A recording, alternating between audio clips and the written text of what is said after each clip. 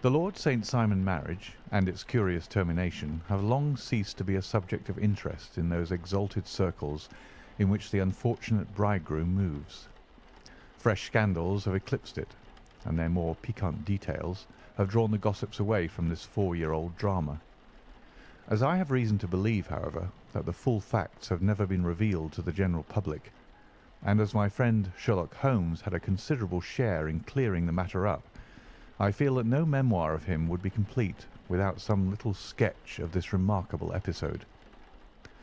It was a few weeks before my own marriage, during the days when I was still sharing rooms with Holmes in Baker Street, that he came home from an afternoon stroll to find a letter on the table waiting for him. I had remained indoors all day, for the weather had taken a sudden turn to rain, with high autumnal winds, and the jezail bullet which I had brought back in one of my limbs as a relic of my Afghan campaign throbbed with dull persistence. With my body in one easy chair and my legs upon another, I had surrounded myself with a cloud of newspapers, until at last, saturated with the news of the day, I tossed them all aside and lay listless, watching the huge crest and monogram upon the envelope upon the table, and wondering lazily who my friend's noble correspondent could be. "Here is a very fashionable epistle," I remarked as he entered. "Your morning letters, if I remember right, were from a fishmonger and a tide waiter." "Yes, my correspondence is certainly the charm of variety," he answered, smiling, "and the humbler are usually the more interesting. This looks like one of those unwelcome social summonses which call upon a man either to be bored or to lie." He broke the seal and glanced over the contents. "Oh, come, it may prove to be something of interest after all." "Not social, then?" "No, distinctly professional." "And from a noble client?"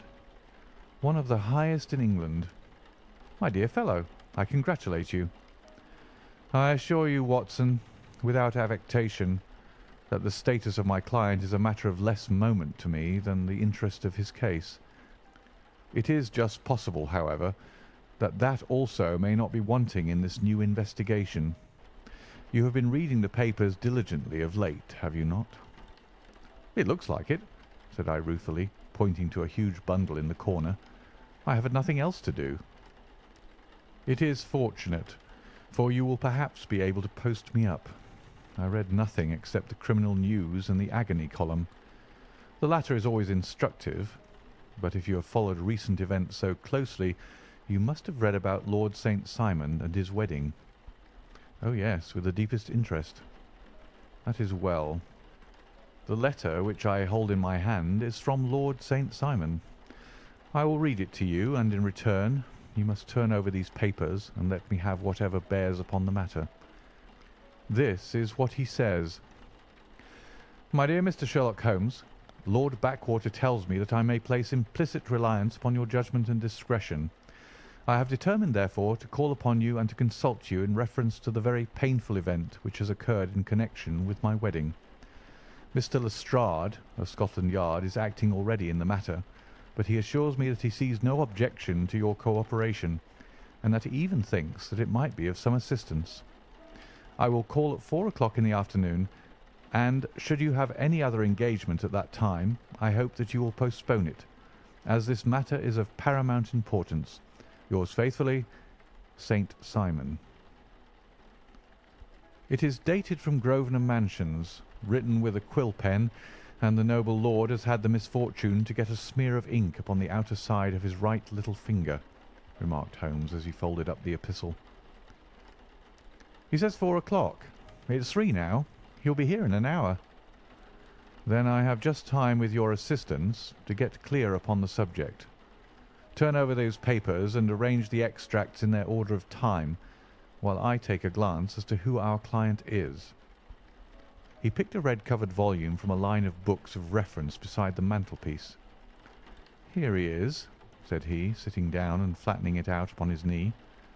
"Lord Robert Walsingham de Vere St. Simon, second son of the Duke of Balmoral. Arms azure, 3 caltrops in chief over a fess sable, born in 1846. He is 41 years of age, which is mature for marriage, was Under Secretary for the Colonies in a late administration. The Duke, his father, was at one time Secretary for Foreign Affairs. They inherit Plantagenet blood by direct descent, and Tudor on the distaff side. Ha! Well, there's nothing very instructive in all this. I think that I must turn to you, Watson, for something more solid. I have very little difficulty in finding what I want, said I, for the facts are quite recent, and the matter struck me as remarkable. I feared to refer them to you, however, as I knew that you had an inquiry on hand, and that you disliked the intrusion of other matters. Oh, you mean the little problem of the Grosvenor Square furniture van. That is quite cleared up now, though. Indeed, it was obvious from the first. Pray, give me the results of your newspaper selections. Here is the first notice which I can find. It is in the personal column of the Morning Post, and dates, as you see, some weeks back. A marriage has been arranged, it says, and will, if rumour is correct, very shortly take place, between Lord Robert St. Simon, second son of the Duke of Balmoral, and Miss Hattie Doran, the only daughter of Aloysius Doran, Esquire, of San Francisco, California, USA. That is all. Terse and to the point, remarked Holmes, stretching his long, thin legs towards the fire. There was a paragraph amplifying this in one of the society papers of the same week. Here it is. There will soon be a call for protection in the marriage market, for the present free trade principle appears to tell heavily against our home product. One by one, the management of the noble houses of Great Britain is passing into the hands of our fair cousins from across the Atlantic.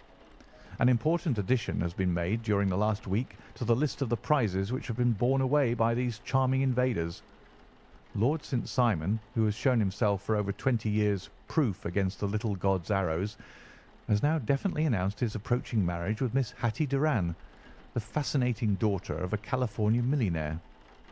Miss Doran, whose graceful figure and striking face attracted much attention at the Westbury House festivities, is an only child, and it is currently reported that her dowry will run to considerably over the 6 figures, with expectancies for the future. As it is an open secret that the Duke of Balmoral has been compelled to sell his pictures within the last few years, and as Lord St. Simon has no property of his own save the small estate of Birchmoor, it is obvious that the Californian heiress is not the only gainer by an alliance which will enable her to make the easy and common transition from a Republican lady to a British peeress. "Anything else?" asked Holmes, yawning. "Oh, yes, plenty. Then there is another note in the Morning Post to say that the marriage will be an absolutely quiet one, that it will be at St. George's, Hanover Square, that only half a dozen intimate friends will be invited, and that the party would return to the furnished house at Lancaster Gate which has been taken by Mr. Aloysius Doran. 2 days later, that is on Wednesday last, there is a curt announcement that the wedding had taken place, and that the honeymoon would be passed at Lord Backwater's place near Petersfield. Those are all the notices which appeared before the disappearance of the bride." "Before the what?" asked Holmes with a start. "The vanishing of the lady." "When did she vanish, then?" "At the wedding breakfast." "Indeed. This is more interesting than it promised to be. Quite dramatic, in fact." "Yes, it struck me as being a little out of the common." "They often vanish before the ceremony, and occasionally during the honeymoon. But I cannot call to mind anything quite so prompt as this. Pray let me have the details." "I warn you that they are very incomplete." "Perhaps we may make them less so." "Such as they are set forth in a single article of a morning paper of yesterday, which I will read to you. It is headed, 'Singular Occurrence at a Fashionable Wedding.' The family of Lord Robert St. Simon has been thrown into the greatest consternation by the strange and painful episodes which have taken place in connection with his wedding. The ceremony, as shortly announced in the papers of yesterday, occurred on the previous morning, but it is only now that it has been possible to confirm the strange rumours which have been so persistently floating about. In spite of the attempts of the friends to hush the matter up, so much public attention has now been drawn to it that no good purpose can be served by affecting to disregard what is a common subject for conversation. The ceremony, which was performed at St. George's, Hanover Square, was a very quiet one, no one being present save the father of the bride, Mr. Aloysius Doran, the Duchess of Balmoral, Lord Backwater, Lord Eustace, and Lady Clara St. Simon, the younger brother and sister of the bridegroom, and Lady Alicia Whittington. The whole party proceeded afterwards to the house of Mr. Aloysius Doran at Lancaster Gate, where breakfast had been prepared. It appears that some little trouble was caused by a woman whose name has not been ascertained, who endeavoured to force her way into the house after the bridal party, alleging that she had some claim upon Lord St. Simon. It was only after a painful and prolonged scene that she was ejected by the butler and the footman. The bride, who had fortunately entered the house before this unpleasant interruption, had sat down to breakfast with the rest, when she complained of a sudden indisposition and retired to her room. Her prolonged absence having caused some comment, her father followed her, but learned from her maid that she had only come up to her chamber for an instant, caught up an ulster and bonnet, and hurried down to the passage. One of the footmen declared that he had seen a lady leave the house thus apparelled, but had refused to credit that it was his mistress, believing her to be with the company. On ascertaining that his daughter had disappeared, Mr. Aloysius Doran, in conjunction with the bridegroom, instantly put themselves in communication with the police, and very energetic inquiries are being made, which will probably result in a speedy clearing up of this very singular business. Up to a late hour last night, however, nothing had transpired as to the whereabouts of the missing lady.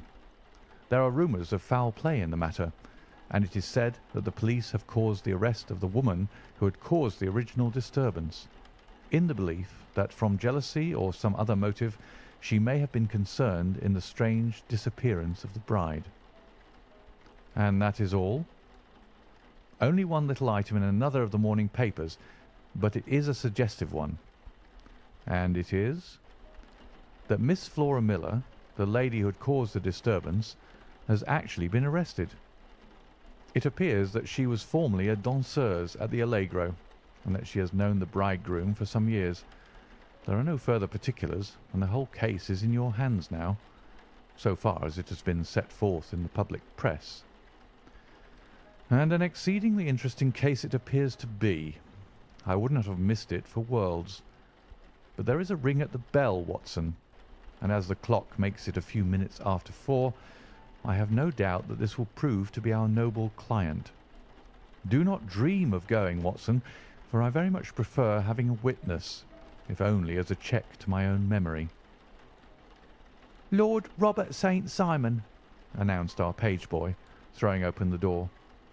A gentleman entered with a pleasant, cultured face, high-nosed and pale, with something perhaps of petulance about the mouth, and with the steady, well-opened eye of a man whose pleasant lot it had ever been to command and to be obeyed. His manner was brisk, and yet his general appearance gave an undue impression of age, for he had a slight forward stoop and a little bend of the knees as he walked. His hair, too, as he swept off his very curly-brimmed hat, was grizzled round the edges and thin upon the top. As to his dress, it was careful to the verge of foppishness, with high collar, black frock-coat, white waistcoat, yellow gloves, patent leather shoes, and light-coloured gaiters. He advanced slowly into the room, turning his head from left to right, and swinging in his right hand the cord which held his golden eyeglasses. "Good day, Lord St. Simon," said Holmes, rising and bowing. "Pray take the basket chair. This is my friend and colleague, Dr. Watson. Draw up a little to the fire, and we will talk this matter over." "A most painful matter to me, as you can most readily imagine, Mr. Holmes. I have been cut to the quick. I understand that you have already managed several delicate cases of this sort, though I presume that they were hardly from the same class of society." "No, I am descending." "I beg pardon?" "My last client of the sort was a king." "Oh, really? I had no idea. And which king?" The King of Scandinavia. What? Had he lost his wife? You can understand, said Holmes suavely, that I extend to the affairs of my other clients the same secrecy which I promised to you in yours. Of course. Very right.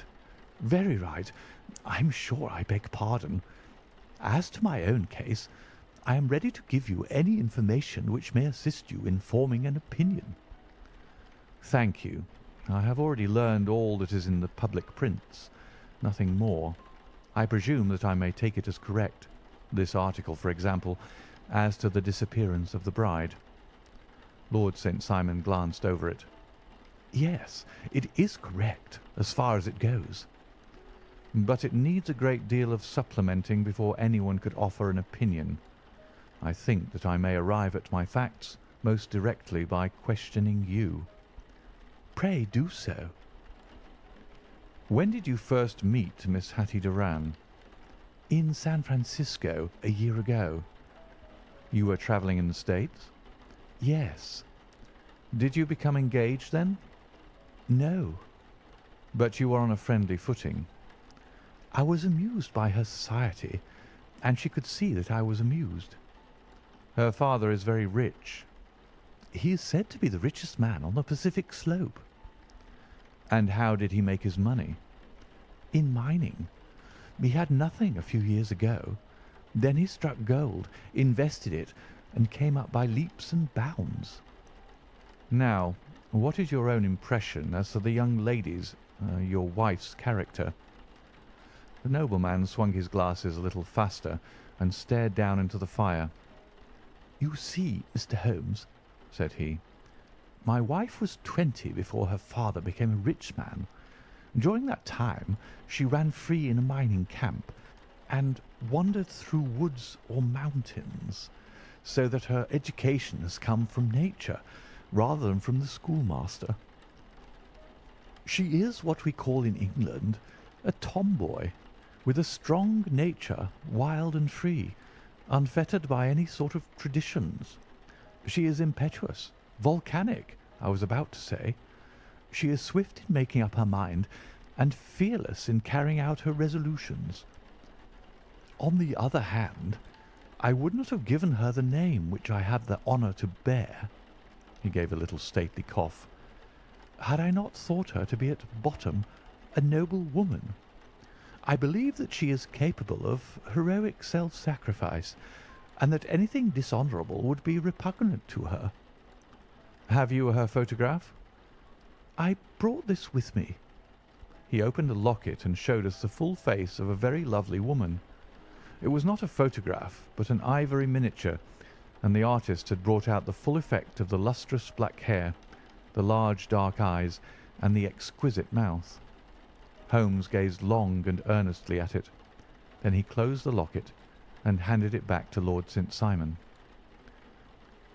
The young lady came to London then, and you renewed your acquaintance?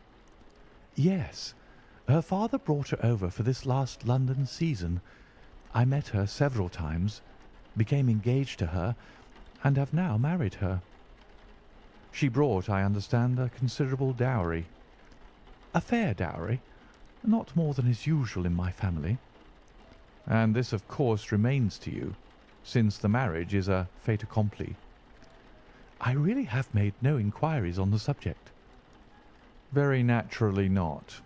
Did you see Miss Doran on the day before the wedding? Yes. Was she in good spirits? Never better. She kept talking of what we should do in our future lives. Indeed. That is very interesting. And on the morning of the wedding? She was as bright as possible, at least until after the ceremony. And did you observe any change in her then? Well, to tell the truth, I saw then the first signs that I had ever seen that her temper was just a little sharp. The incident, however, was too trivial to relate, and can have no possible bearing upon the case. Pray let us have it, for all that. Oh, it is childish. She dropped her bouquet as we went towards the vestry. She was passing the front pew at the time, and it fell over into the pew. There was a moment's delay, but the gentleman in the pew handed it up to her again, and it did not appear to be the worse for the fall. Yet when I spoke to her of the matter, she answered me abruptly, and in the carriage on our way home she seemed absurdly agitated over this trifling cause." "Indeed. You say that there was a gentleman in the pew. Some of the general public were present, then?" "Oh, yes. It is impossible to exclude them when the church is open." "This gentleman was not one of your wife's friends?" "No, no. I call him a gentleman by courtesy, but he was quite a common-looking person. I hardly noticed his appearance. But really, I think that we are wandering rather far from the point." Lady St. Simon, then, returned from the wedding in a less cheerful frame of mind than she had gone to it. What did she do on re-entering her father's house? "I saw her in conversation with her maid." "And who is her maid?" "Alice is her name. She is an American, and came from California with her." "A confidential servant?" "A little too much so. It seemed to me that her mistress allowed her to take great liberties.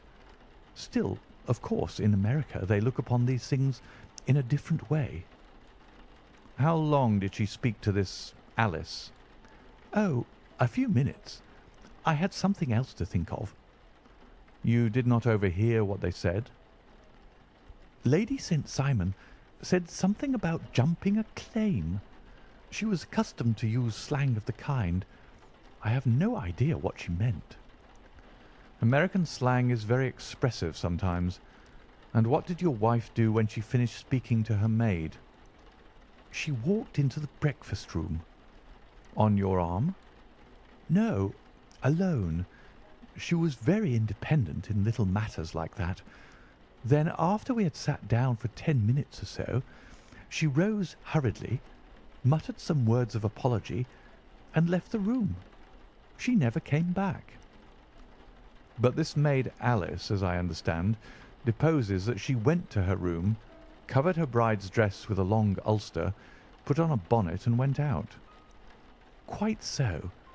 And she was afterwards seen walking into Hyde Park in company with Flora Miller, a woman who is now in custody, and who had already made a disturbance at Mr. Durand's house that morning."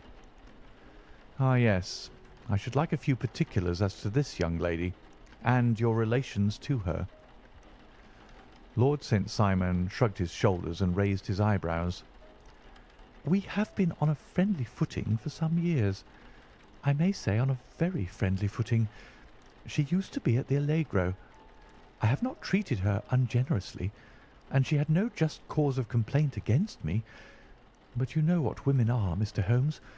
Flora was a dear little thing, but exceedingly hot-headed and devotedly attached to me. She wrote me dreadful letters when she heard that I was about to be married, and to tell the truth, the reason why I had the marriage celebrated so quietly was that I feared lest there might be a scandal in the church. She came to Mr. Durand's door just after we returned, and she endeavoured to push her way in, uttering very abusive expressions towards my wife, and even threatening her. But I had foreseen the possibility of something of the sort, and I had 2 police fellows there in private clothes, who soon pushed her out again. She was quiet when she saw that there was no good in making a row."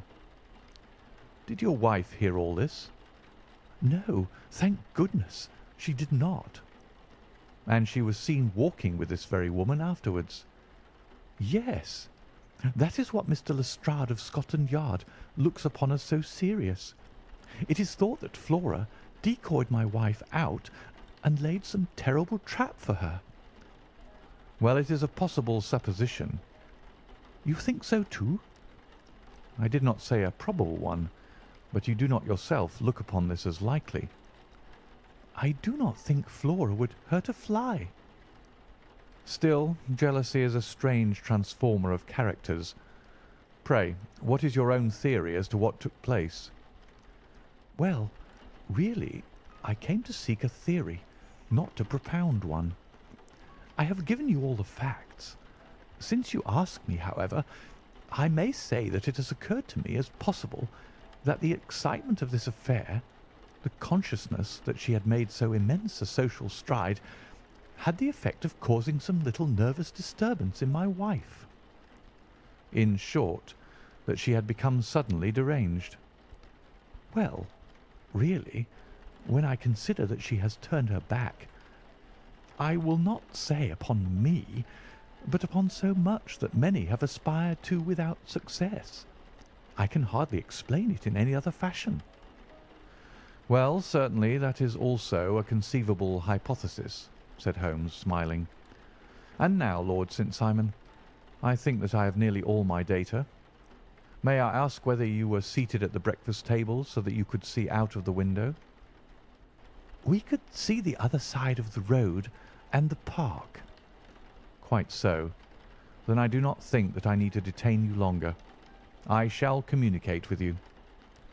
Should you be fortunate enough to solve this problem, said our client, rising. I have solved it. Eh? What was that? I say that I have solved it. Where, then, is my wife? That is a detail which I shall speedily supply. Lord St. Simon shook his head. I am afraid that it will take wiser heads than yours or mine, he remarked, and bowing in a stately, old-fashioned manner, he departed. It is very good of Lord St. Simon to honour my head by putting it on a level with his own, said Sherlock Holmes, laughing. I think that I shall have a whisky and soda and a cigar after all this cross-questioning. I had formed my conclusions as to the case before our client came into the room. My dear Holmes, I have notes of several similar cases, though none, as I remarked before, which were quite as prompt. My whole examination served to turn my conjecture into a certainty. Circumstantial evidence is occasionally very convincing, as when you find a trout in the milk, to quote Thoreau's example. But I've heard all that you've heard. Without, however, the knowledge of pre-existing cases, which serves me so well. There was a parallel instance in Aberdeen some years back, and something on very much the same lines at Munich the year after the Franco-Prussian War. It is one of these cases. But hello, here is Lestrade. Good afternoon, Lestrade. You will find an extra tumbler upon the sideboard, and there are cigars in the box. The official detective was attired in a pea jacket and cravat, which gave him a decidedly nautical appearance, and he carried a black canvas bag in his hand. With a short greeting, he seated himself and lit the cigar which had been offered to him. "What's up, then?" asked Holmes with a twinkle in his eye. "You look dissatisfied." "And I feel dissatisfied. It's this infernal St. Simon marriage case. I can make neither head nor tail of the business." "Really? You surprise me." "Who ever heard of such a mixed affair? Every clue seems to slip through my fingers. I've been at work upon it all day." "And very wet it seems to have made you," said Holmes, laying his hand upon the arm of the pea jacket. "Yes, I've been dragging the Serpentine." "In heaven's name, what for?" "In search of the body of the Lady St. Simon." Sherlock Holmes leaned back in his chair and laughed heartily. "Have you dragged the basin of Trafalgar Square fountain?" he asked. "Why? What do you mean?" "Because you have just as good a chance of finding this lady in the one as in the other." Lestrade shot an angry glance at my companion. "I suppose you know all about it," he snarled. "Well, I have only just heard the facts, but my mind is made up." "Oh, indeed. Then you think that the Serpentine plays no part in the matter?" "I think it very unlikely." "Then perhaps you will kindly explain how it is that we found this in it." He opened his bag as he spoke, and tumbled onto the floor a wedding dress of watered silk, a pair of white satin shoes, and a bride's wreath and veil, all discoloured and soaked in water. "There," said he, putting a new wedding ring upon the top of the pile. "There is a little nut for you to crack, Mr. Holmes." "Oh, indeed," said my friend, blowing blue rings into the air. "You dragged them from the Serpentine?" "No, they were found floating near the margin by a park keeper. They had been identified as her clothes, and it seemed to me that if the clothes were there, the body would not be far off. By the same brilliant reasoning, every man's body is to be found in the neighbourhood of his wardrobe. And pray, what did you hope to arrive at through this?" "At some evidence implicating Flora Miller in the disappearance." "I am afraid that you will find it difficult." "Are you indeed now?" cried Lestrade with some bitterness. "I am afraid, Holmes, that you are not very practical with your deductions and your inferences. You have made 2 blunders in as many minutes. This dress does implicate Miss Flora Miller." "And how?" "In the dress is a pocket. In the pocket is a card case. In the card case is a note. And here is the very note." He slapped it down upon the table in front of him. "Listen to this. 'You will see me when all is ready. Come at once. F.H.M.' Now, my theory all along has been that Lady St. Simon was decoyed away by Flora Miller, and that she, with confederates no doubt, was responsible for her disappearance. Here, signed with her initials, is the very note which was no doubt quietly slipped into her hand at the door and which lured her within their reach." "Very good, Lestrade," said Holmes, laughing. "You really are very fine indeed. Let me see it." He took up the paper in a listless way, but his attention instantly became riveted, and he gave a little cry of satisfaction. "This is indeed important," said he. "Ha! You find it so?" "Extremely so. I congratulate you warmly." Lestrade rose in his triumph and bent his head to look. "Why," he shrieked, "you're looking at the wrong side." "On the contrary, this is the right side." "The right side? You're mad. Here is the note written in pencil over here." "And over here is what appears to be the fragment of a hotel bill, which interests me deeply." "There's nothing in it. I looked at it before," said Lestrade. "October 4th, rooms 8 shillings, breakfast 2 shillings 6pence, cocktail 1 shilling, lunch 2 shillings 6pence, glass sherry 8 pence. I see nothing in that." "Very likely not. It is most important all the same. As to the note, it is important also, or at least the initials are. So I congratulate you again."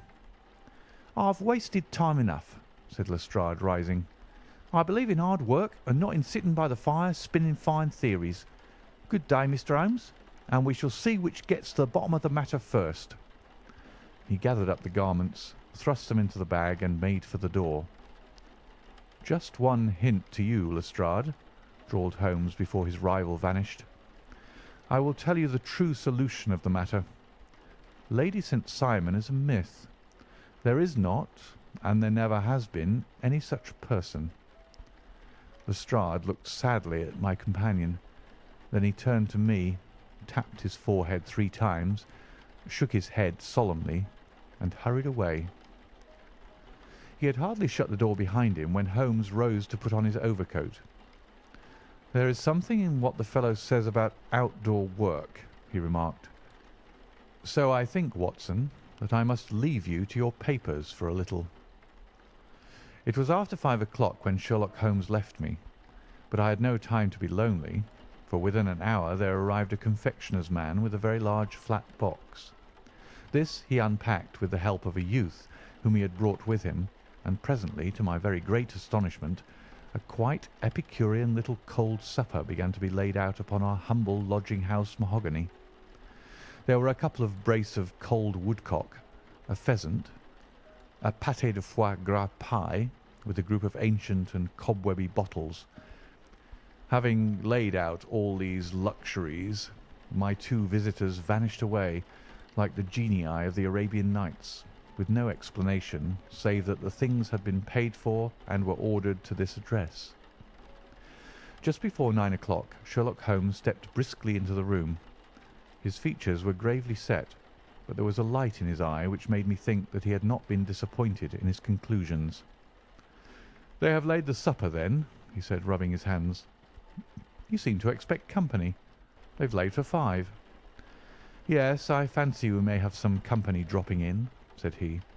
"I am surprised that Lord St. Simon has not already arrived. Ha!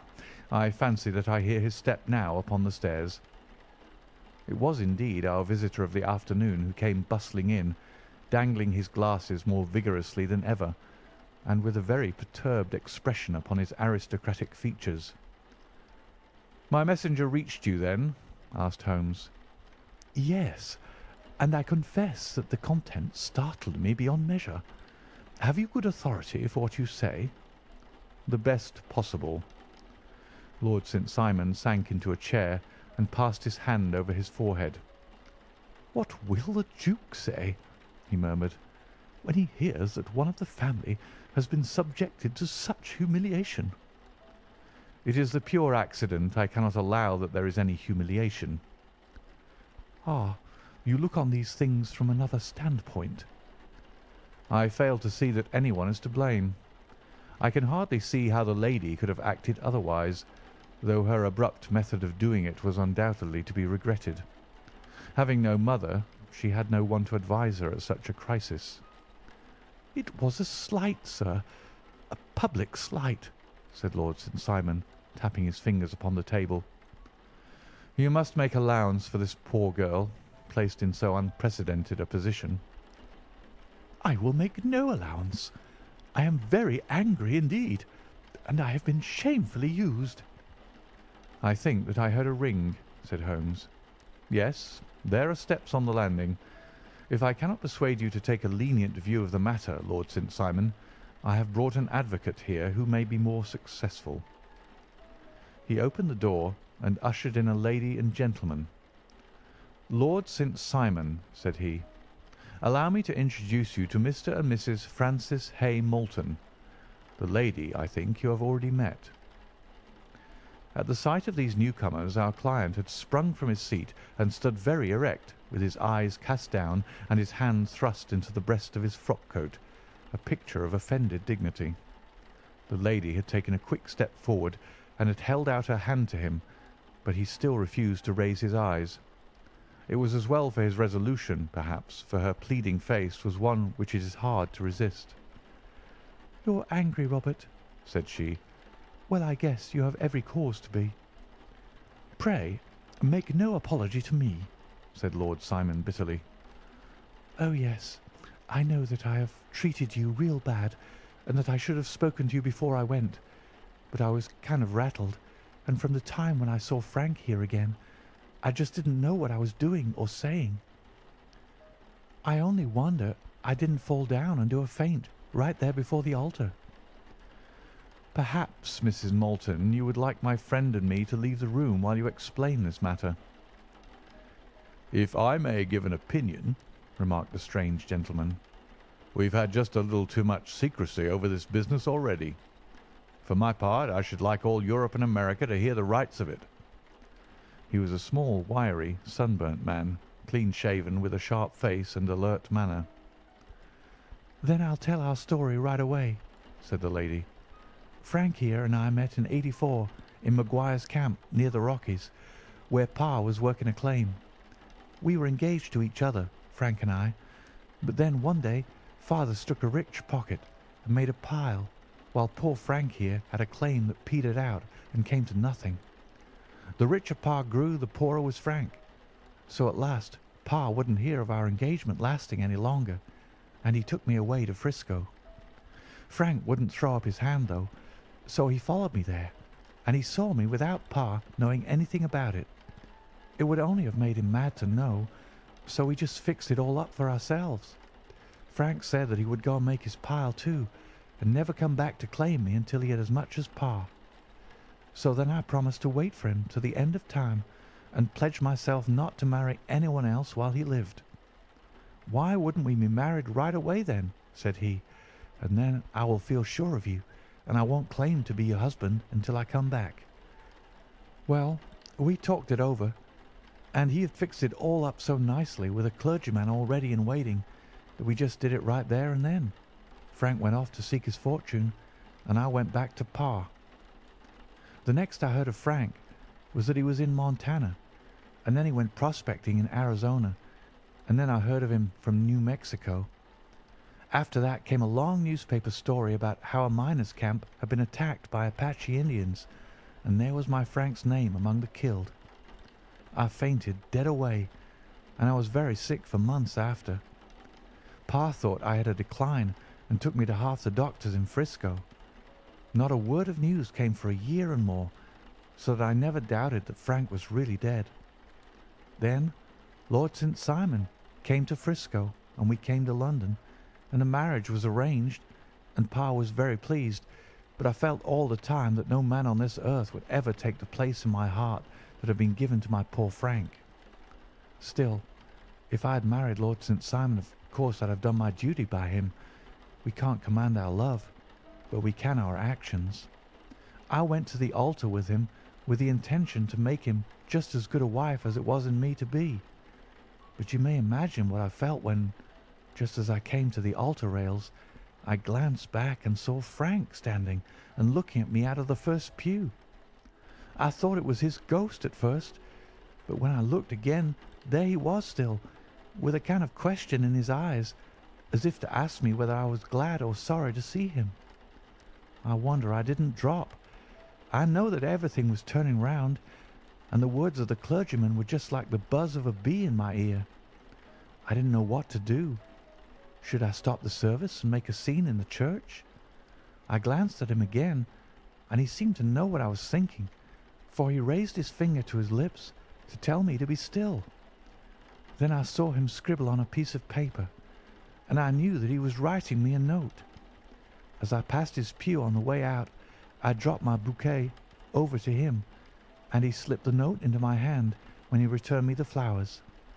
It was only a line asking me to join him when he made the sign to me to do so. Of course, I never doubted for a moment that my first duty was now to him, and I determined to do just whatever he might direct. When I got back, I told my maid, who had known him in California and had always been his friend. I ordered her to say nothing, but to get a few things packed and my ulster ready. I know I ought to have spoken to Lord St. Simon, but it was dreadful hard before his mother and all those great people. I just made up my mind to run away and explain afterwards. I hadn't been at the table 10 minutes before I saw Frank out of the window at the other side of the road. He beckoned to me and then began walking into the park. I slipped out, put on my things and followed him. Some woman came talking something or other about Lord St. Simon to me. Seemed to me from the little I heard as if he had had a little secret of his own before marriage also. But I managed to get away from her and soon overtook Frank. We got into a cab together, and away we drove to some lodgings he had taken in Gordon Square. And that was my true wedding after those years of waiting. Frank had been a prisoner among the Apaches, had escaped, came on to Frisco, found that I had given him up for dead and had gone to England, followed me there, and had come upon me at last on the very morning of my second wedding. "I saw it in a paper," explained the American. "It gave the name and the church, but not where the lady lived." Then we had a talk as to what we should do, and Frank was all for openness. But I was so ashamed of it all that I felt as if I should like to vanish away and never see any of them again, just sending a line to Pa, perhaps, to show him that I was alive. It was awful to me to think of all those lords and ladies sitting round that breakfast table and waiting for me to come back. So Frank took my wedding clothes and things and made a bundle of them so that I should not be traced, and dropped them away somewhere where no one could find them. It is likely that we should have gone on to Paris tomorrow, only that this good gentleman, Mr. Holmes, came round to us this evening, though how he found us is more than I can think, and he showed us very clearly and kindly that I was wrong and that Frank was right, and that we should be putting ourselves in the wrong if we were so secret. Then he offered to give us a chance of talking to Lord St. Simon alone, and so we came right away round to his rooms at once.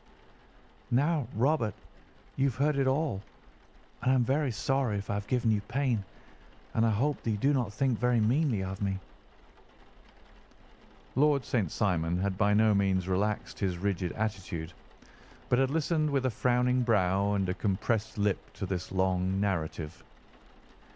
"Excuse me," he said, "but it is not my custom to discuss my most intimate personal affairs in this public manner." "Then you won't forgive me? You won't shake hands before I go?" "Oh, certainly, if it would give you any pleasure." He put out his hand and coldly grasped that which she extended to him.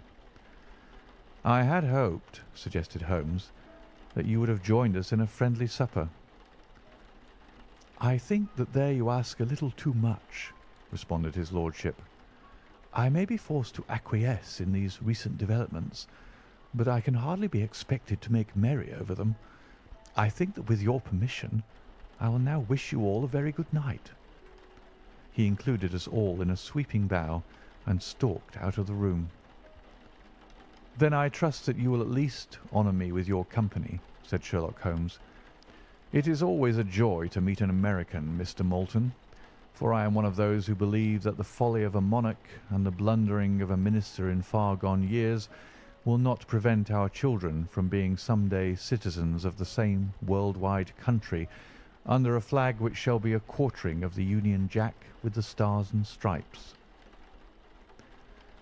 "The case has been an interesting one," remarked Holmes when our visitors had left us, "because it serves to show very clearly how simple the explanation may be of an affair which at first sight seems to be almost inexplicable. Nothing could be more natural than the sequence of events as narrated by this lady, and nothing stranger than the result when viewed, for instance, by Mr. Lestrade of Scotland Yard." "You are not yourself at fault at all, then?" "From the first, two facts were very obvious to me. The one, that the lady had been quite willing to undergo the wedding ceremony. The other, that she had repented of it within a few minutes of returning home. Obviously something had occurred during the morning, then, to cause her to change her mind. What could that something be? She could not have spoken to anyone when she was out, for she had been in the company of the bridegroom. Had she seen someone, then? If she had, it must be someone from America, because she had spent so short a time in this country that she could hardly have allowed anyone to acquire so deep an influence over her that the mere sight of him would induce her to change her plans so completely. You see, we have already arrived, by a process of exclusion, at the idea that she might have seen an American. Then, who could this American be, and why should he possess so much influence over her? It might be a lover, it might be a husband. Her young womanhood had, I knew, been spent in rough scenes and under strange conditions. So far I had got before I ever heard Lord St. Simon's narrative. When he told us of a man in a pew, of the change in the bride's manner, of so transparent a device for obtaining a note as the dropping of a bouquet, of her resort to her confidential maid, and of a very significant allusion to claim jumping, which in miners' parlance means taking possession of that which another person has a prior claim to, the whole situation became absolutely clear. She had gone off with a man, and the man was either a lover or was a previous husband, the chances being in the favour of the latter. And how in the world did you find them? It might have been difficult, but friend Lestrade held information in his hands, the value of which he did not himself know. The initials were, of course, of the highest importance, but more valuable still was it to know that within a week he had settled his bill at one of the most select London hotels. How did you deduce the select? By the select prices. 8 shillings for a bed and 8 pence for a glass of sherry pointed to one of the most expensive hotels. There are not many in London which charge at that rate. In the second one, which I visited in Northumberland Avenue, I learned by an inspection of the book that Francis H. Moulton, an American gentleman, had left only the day before, and on looking over the entries against him I came upon the very items which I had seen in the duplicate bill. His letters were to be forwarded to 226 Gordon Square. So thither I travelled, and being fortunate enough to find the loving couple at home, I ventured to give them some paternal advice, and to point out to them that it would be better in every way that they should make their position a little clearer both to the general public and to Lord St. Simon in particular. I invited them to meet him here, and, as you see, I made him keep the appointment." "But with no very good result," I remarked. "His conduct was certainly not very gracious." "Ah, Watson," said Holmes, smiling, "perhaps you would not be very gracious either, if, after all the trouble of wooing and wedding, you found yourself deprived in an instant of wife and of fortune.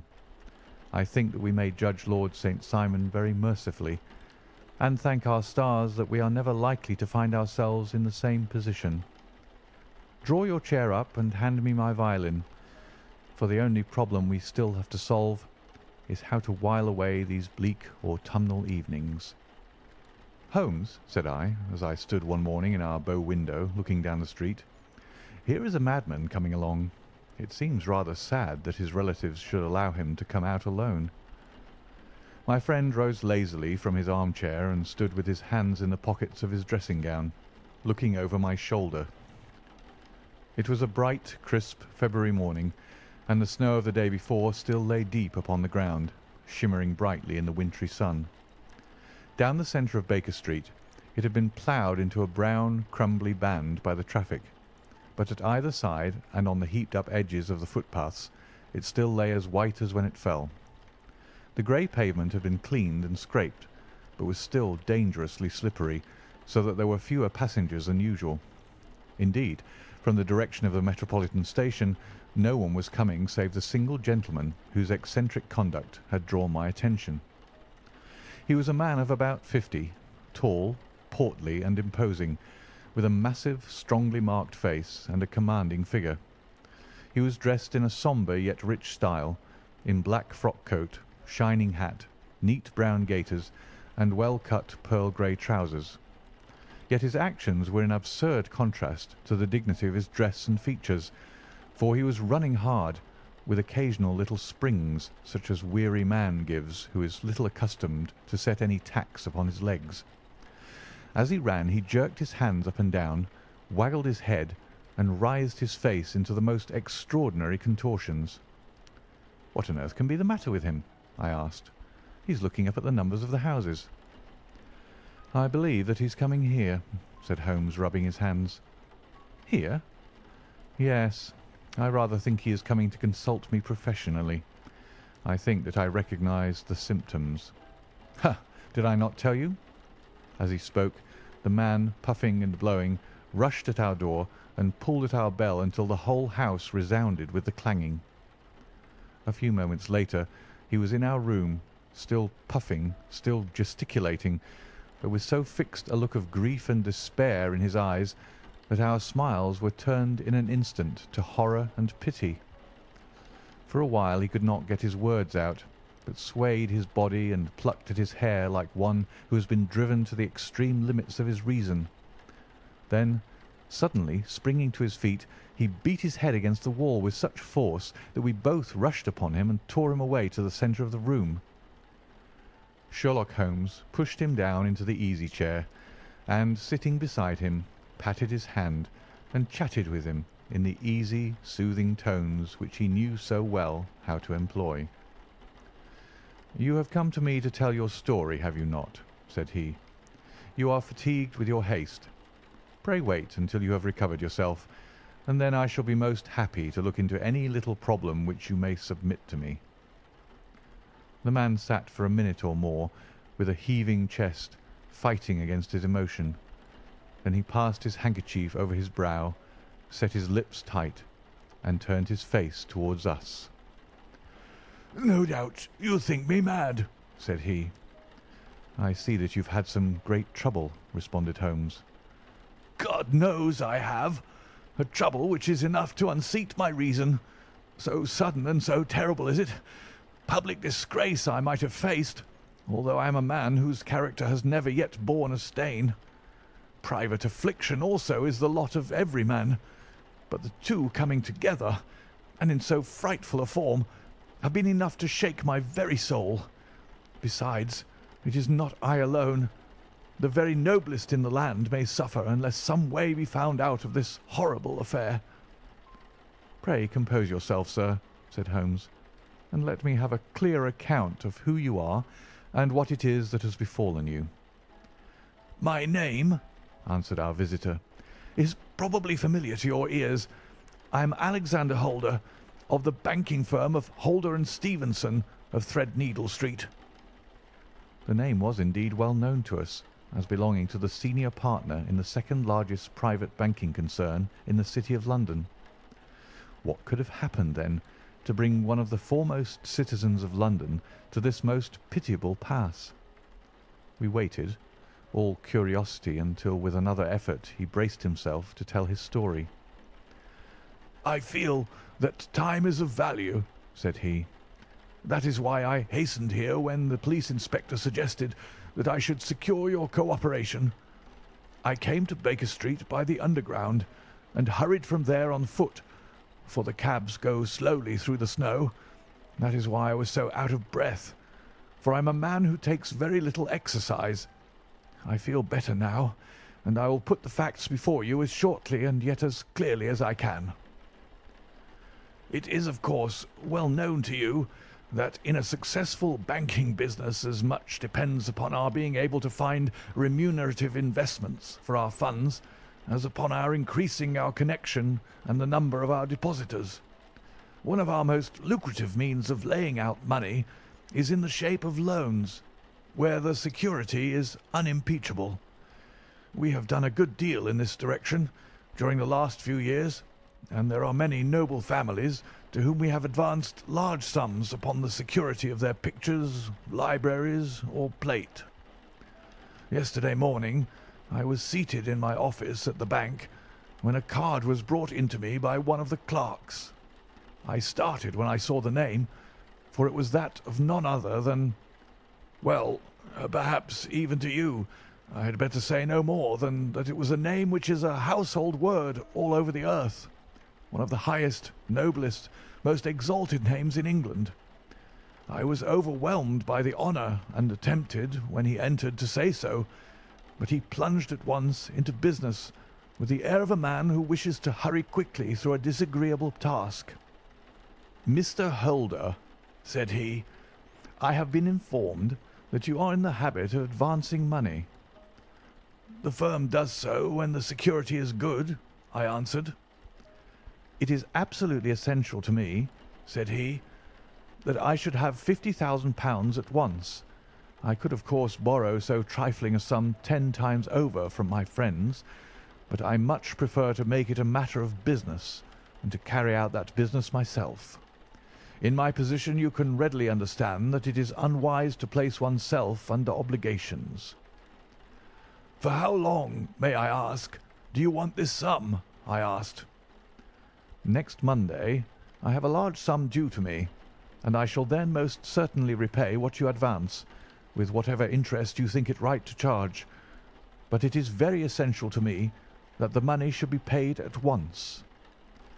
"I shall be happy to advance it without further parley from my own private purse," said I, "were it not that the strain would be rather more than it could bear.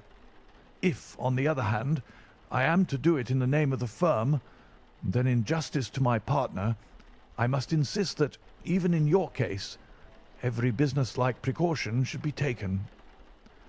"I should prefer to have it so," said he, raising up a square black morocco case which he had laid beside his chair.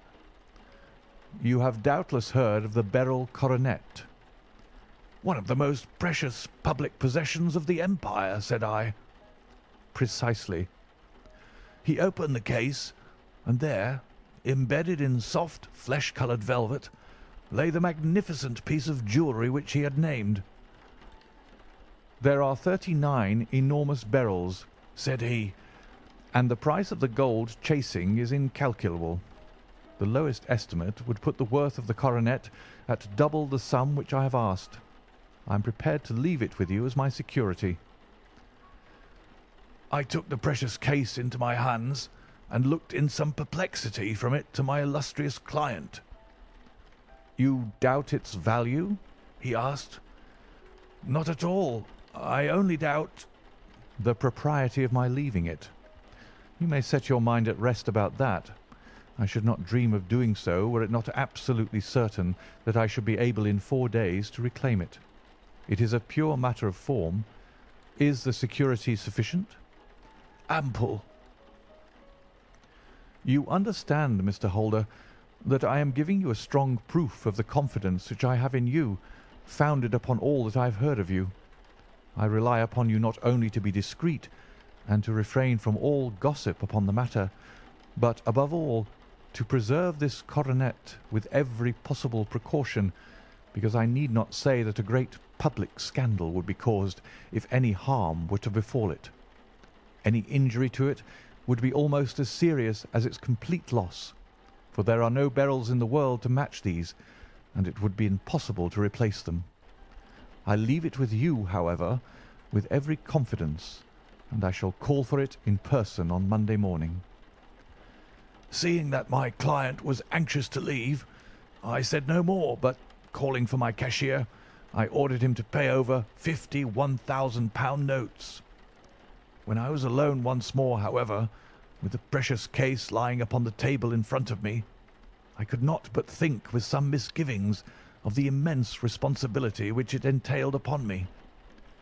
There could be no doubt that, as it was a national possession, a horrible scandal would ensue if any misfortune should occur to it.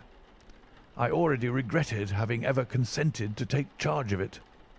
However, it was too late to alter the matter now, so I locked it up in my private safe and turned once more to my work. When evening came, I felt that it would be an imprudence to leave so precious a thing in the office behind me. Bankers' safes have been forced before now, and why should not mine be? If so, how terrible would be the position in which I should find myself. I determined, therefore, that for the next few days I would always carry the case backward and forward with me, so that it might never be really out of my reach. With this intention, I called a cab and drove out to my house at Streatham, carrying the jewel with me. I did not breathe freely until I had taken it upstairs and locked it in the bureau of my dressing-room. And now a word as to my household, Mr. Holmes, for I wish you to thoroughly understand the situation. My groom and my page sleep out of the house, and may be set aside altogether. I have 3 maidservants, who have been with me a number of years, and whose absolute reliability is quite above suspicion. Another, Lucy Parr, the second waiting-maid, has only been in my service a few months. She came with an excellent character, however, and has always given me satisfaction. She is a very pretty girl, and has attracted admirers who have occasionally hung about the place. That is the only drawback which we have found to her, but we believe her to be a thoroughly good girl in every way. So much for the servants. My family itself is so small that it will not take me long to describe it. I am a widower, and have an only son, Arthur. He has been a disappointment to me, Mr. Holmes, a grievous disappointment. I have no doubt that I am myself to blame. People tell me that I have spoiled him. Very likely I have. When my dear wife died, I felt that he was all I had to love. I could not bear to see the smile fade, even for a moment, from his face. I have never denied him a wish. Perhaps it would have been better for both of us had I been sterner, but I meant it for the best. It was naturally my intention that he should succeed me in my business, but he was not of a business turn. He was wild, wayward, and to speak the truth, I could not trust him in the handling of large sums of money. When he was young, he became a member of an aristocratic club, and there, having charmed manners, he was soon the intimate of a number of men with long purses and expensive habits. He learned to play heavily at cards and to squander money on the turf, until he had again and again to come to me and implore me to give him an advance upon his allowance, that he might settle his debts of honour. He tried more than once to break away from the dangerous company which he was keeping, but each time the influence of his friend, Sir George Burnwell, was enough to draw him back again. And indeed, I could not wonder that such a man as Sir George Burnwell should gain an influence over him, for he has frequently brought him to my house, and I have found myself that I could hardly resist the fascination of his manner. He is older than Arthur, a man of the world to his fingertips, one who had been everywhere, seen everything, a brilliant talker, and a man of great personal beauty. Yet when I think of him in cold blood, far away from the glamour of his presence, I am convinced from his cynical speech and the look which I have caught in his eyes that he is one who should be deeply distrusted. So I think, and so too thinks my little Mary, who has a woman's quick insight into character. And now there is only she to be described. She is my niece, but when my brother died 5 years ago and left her alone in the world, I adopted her and have looked upon her ever since as my daughter. She is a sunbeam in my house, sweet, loving, beautiful, a wonderful manager and housekeeper, yet as tender and quiet and gentle as a woman could be. She is my right hand. I do not know what I could do without her. In only one matter has she ever gone against my wishes. Twice my boy has asked her to marry him, for he loves her devotedly, but each time she has refused him. I think that if anyone could have drawn him into the right path, it would have been she, and that his marriage might have changed his whole life. But now, alas, it is too late, forever too late. Now, Mr. Holmes, you know the people who live under my roof, and I shall continue with my miserable story. When we were taking coffee in the drawing-room that night after dinner, I told Arthur and Mary my experience, and of the precious treasure which we had under our roof, suppressing only the name of my client. Lucy Parr, who had brought in the coffee, had, I am sure, left the room, but I cannot swear that the door was closed. Mary and Arthur were much interested and wished to see the famous coronet, but I thought it better not to disturb it. "Where have you put it?" asked Arthur. "In my own bureau." "Well, I hope to goodness the house won't be burgled during the night," said he. "It is locked up," I answered. "Oh, any old key will fit that bureau. When I was a youngster I have opened it myself with the key of the box-room cupboard." He often had a wild way of talking, so that I thought little of what he said. He followed me to my room, however, that night, with a very grave face. "Look here, Dad," said he, with his eyes cast down. "Can you let me have £200? "No, I cannot," I answered sharply. "I have been far too generous with you in money matters." "You have been very kind," said he. "but I must have this money, or else I can never show my face inside the club again." "And a very good thing, too," I cried. "Yes, but you would not have me leave it a dishonoured man," said he. "I could not bear the disgrace. I must raise the money in some way, and if you will not let me have it, then I must try other means." I was very angry, for this was the third demand during the month. "You shall not have a farthing from me," I cried, on which he bowed and left the room without another word. When he was gone, I unlocked my bureau, made sure that my treasure was safe, and locked it again. Then I started to go round the house to see that all was secure, a duty which I usually leave to Mary, but which I thought it well to perform myself that night. As I came down the stairs, I saw Mary herself at the side window of the hall, which she closed and fastened as I approached. "Tell me, Dad," said she, looking, I thought, a little disturbed. "Did you give Lucy, the maid, leave to go out tonight?" "Certainly not." "She came in just now by the back door. I have no doubt that she has only been to the side gate to see someone, but I think that it is hardly safe and should be stopped."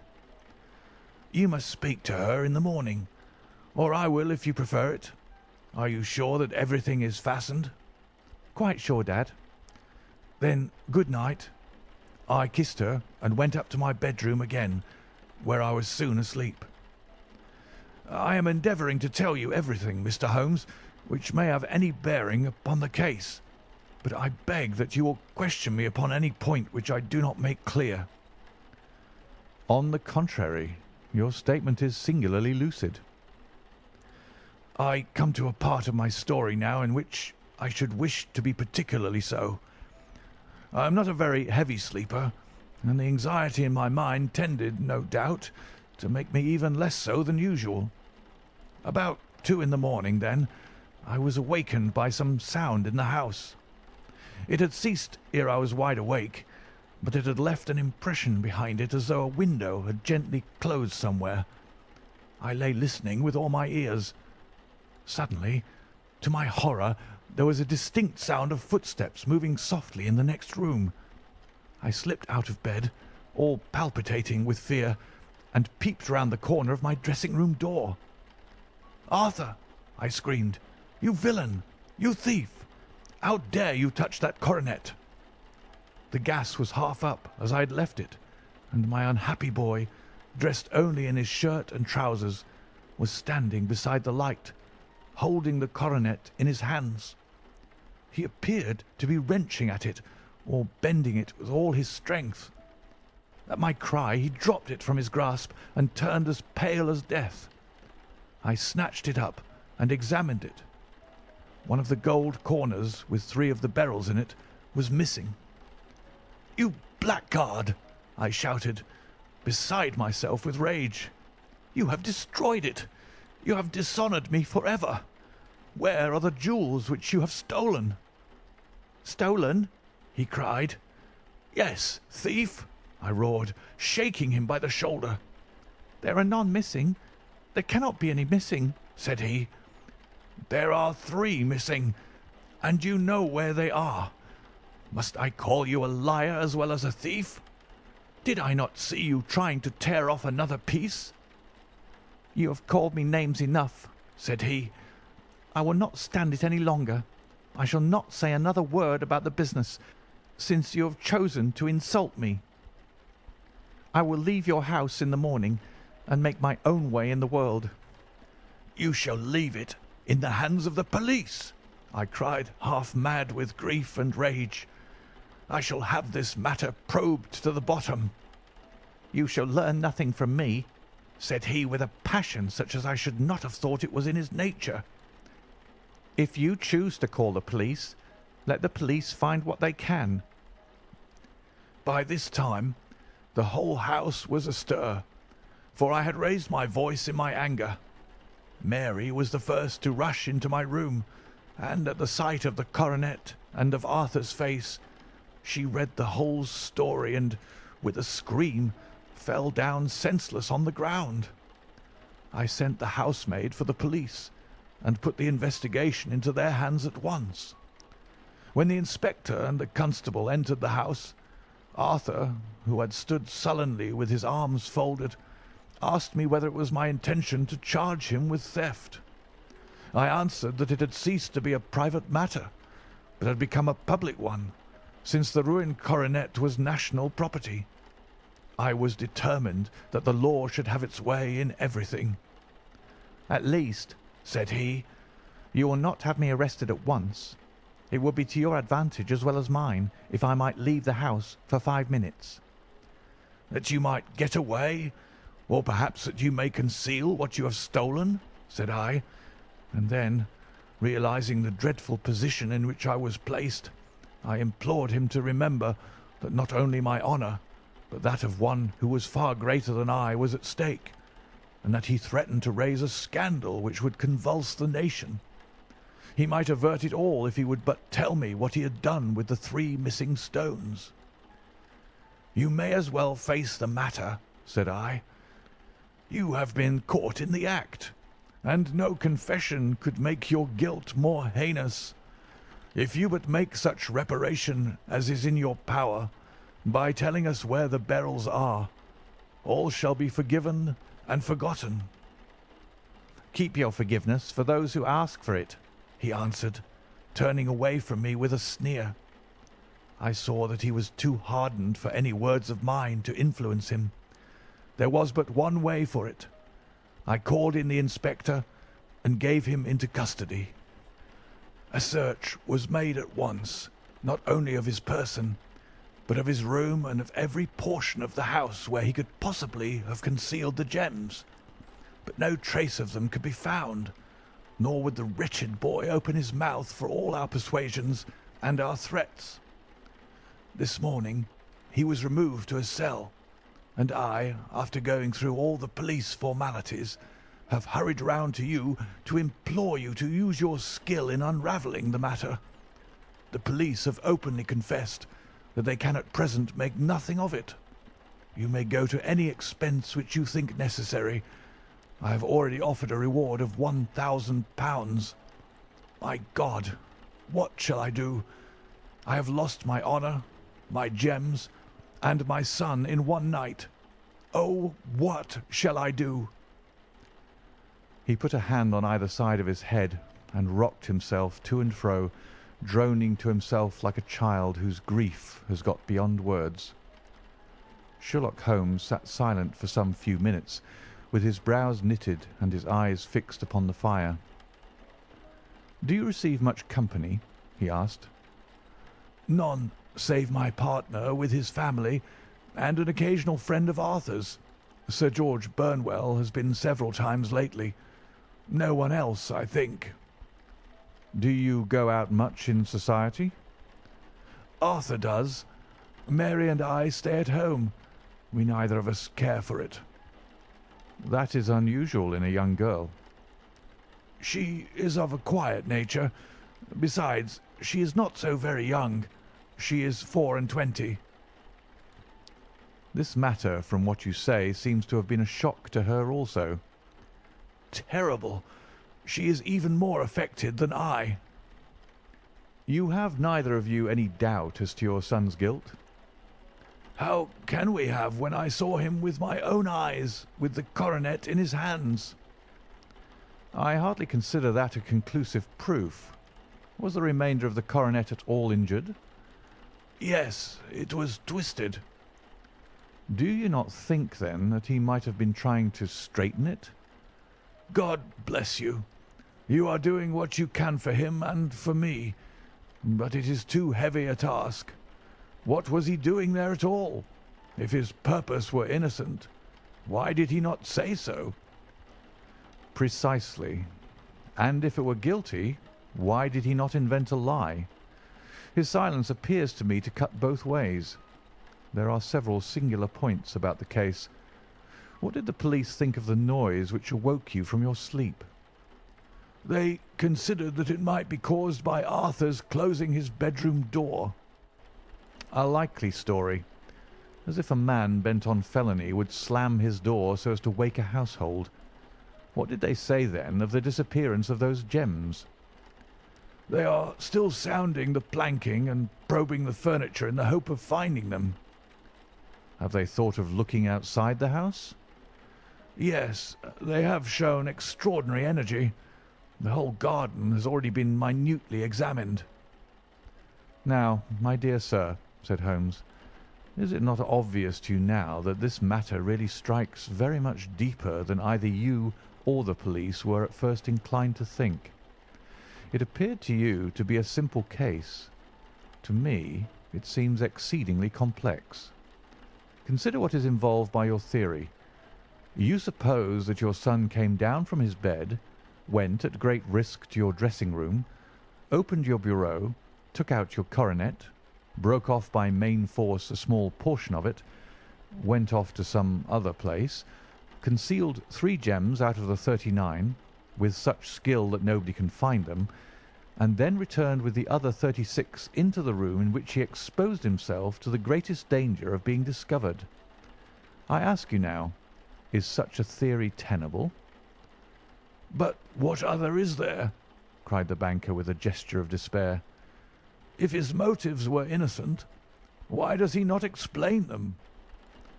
"It is our task to find that out," replied Holmes. "So now, if you please, Mr. Holder, we will set off for Streatham together, and devote an hour to glancing a little more closely into details." My friend insisted upon my accompanying them in their expedition, which I was eager enough to do, for my curiosity and sympathy were deeply stirred by the story to which we had listened. I confess that the guilt of the banker's son appeared to me to be as obvious as it did to his unhappy father, but still I had such faith in Holmes's judgment that I felt that there must be some grounds for hope as long as he was dissatisfied with the accepted explanation. He hardly spoke a word the whole way out to the southern suburb, but sat with his chin upon his breast and his hat drawn over his eyes, sunk in the deepest thought. Our client appeared to have taken fresh heart at the little glimpse of hope which had been presented to him, and he even broke into a desultory chat with me over his business affairs. A short railway journey and a shorter walk brought us to Fairbank, the modest residence of the great financier.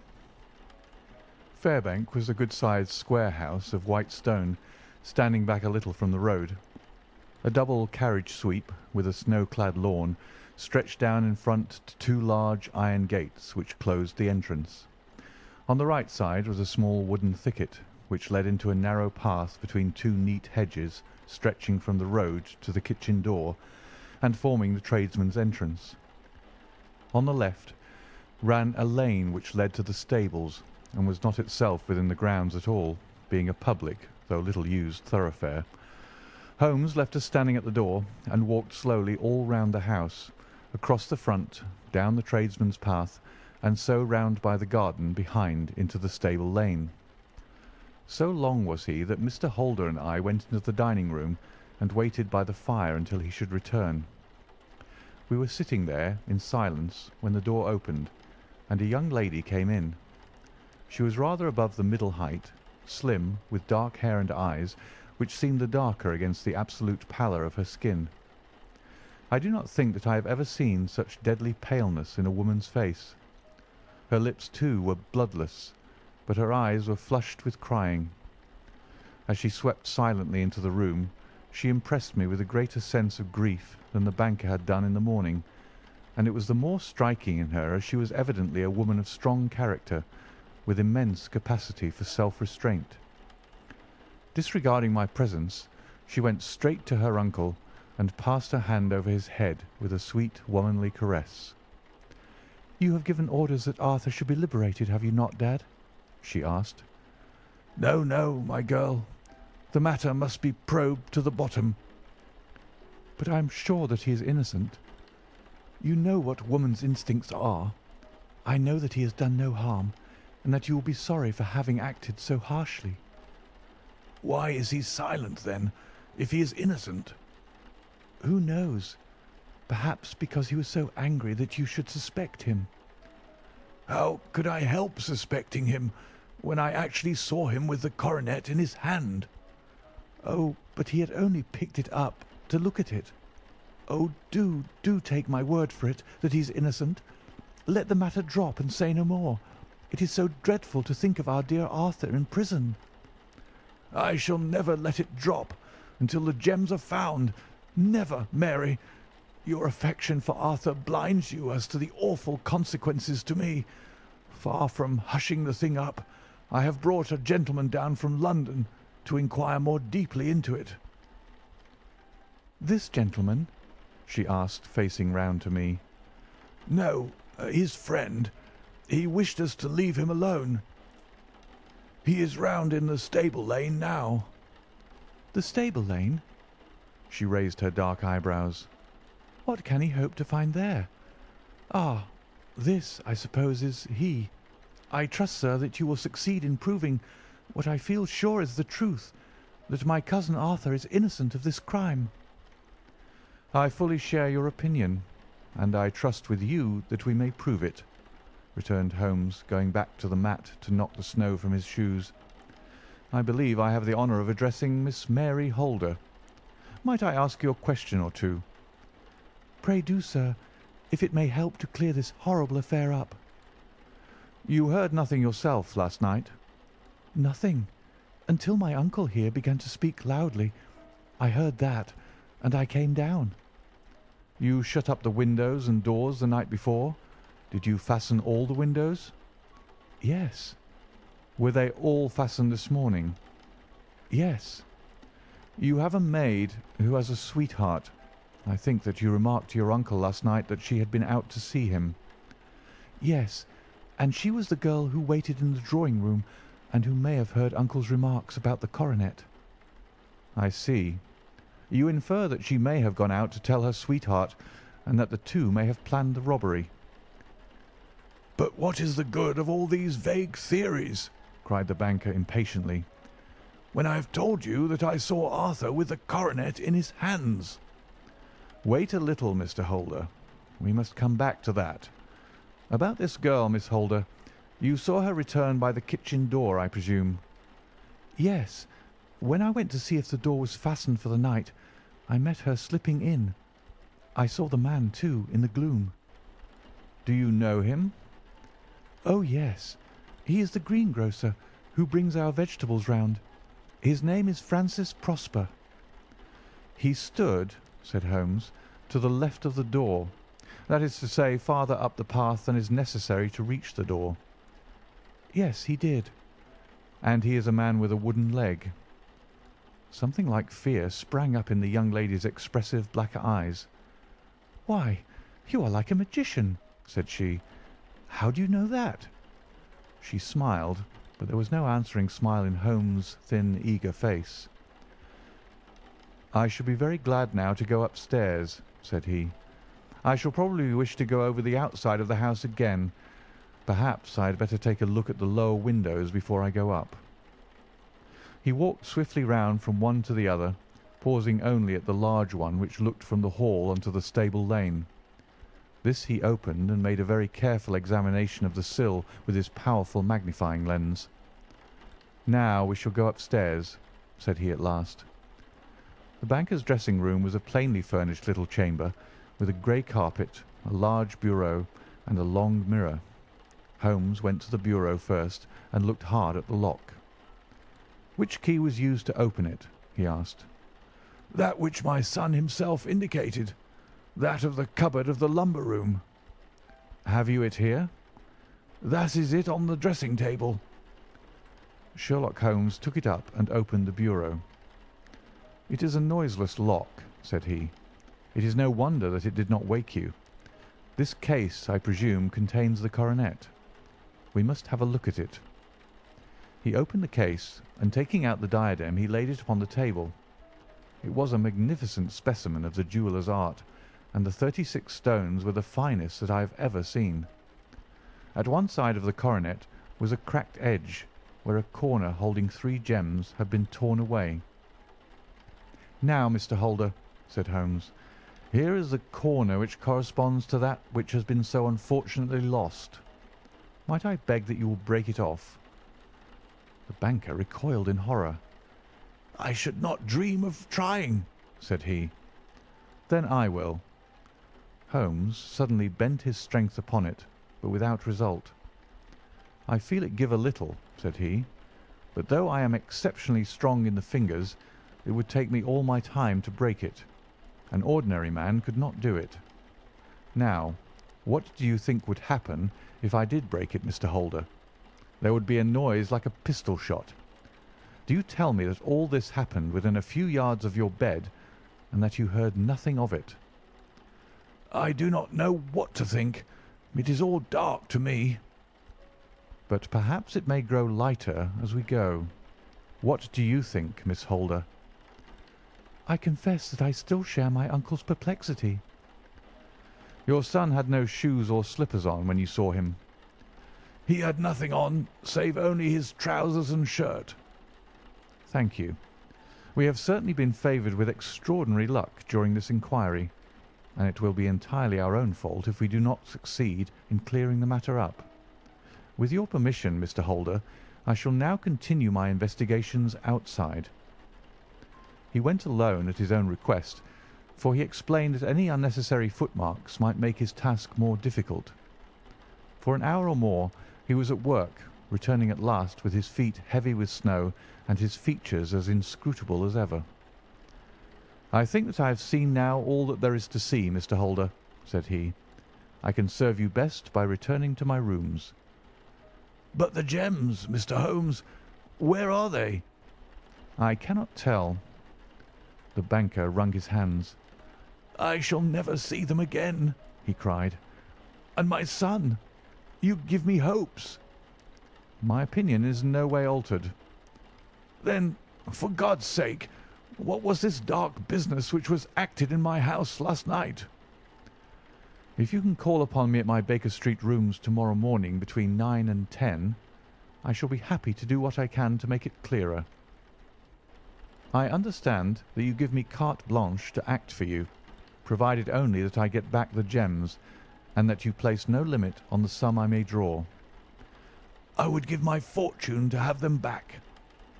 "Very good. I shall look into the matter between this and then. Good-bye. It is just possible that I may have to come over here again before evening." It was obvious to me that my companion's mind was now made up about the case, although what his conclusions were was more than I could even dimly imagine.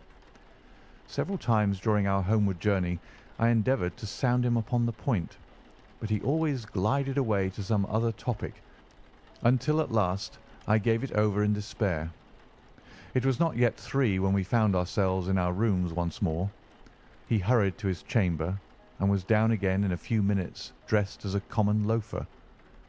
With his collar turned up, his shiny, seedy coat, his red cravat, and his worn boots, he was a perfect sample of the class. "I think that this should do," said he, glancing into the glass above the fireplace. "I only wish you could come with me, Watson, but I fear that it won't do. I may be on the trail in this matter, or I may be following a will-o'-the-wisp, but I shall soon know which it is. I hope that I may be back in a few hours." He cut a slice of beef from the joint upon the sideboard, sandwiched it between 2 rounds of bread, and thrusting his rude meal into his pocket, he started off upon his expedition. I had just finished my tea when he returned, evidently in excellent spirits, swinging an old elastic-sided boot in his hand. He chucked it down into a corner and helped himself to a cup of tea. "I only looked in as I passed," said he. "I am going right on." "Where to?" "Oh, to the other side of the West End. It may be some time before I get back. Don't wait up for me in case I should be late." "How are you getting on?" "Oh, so.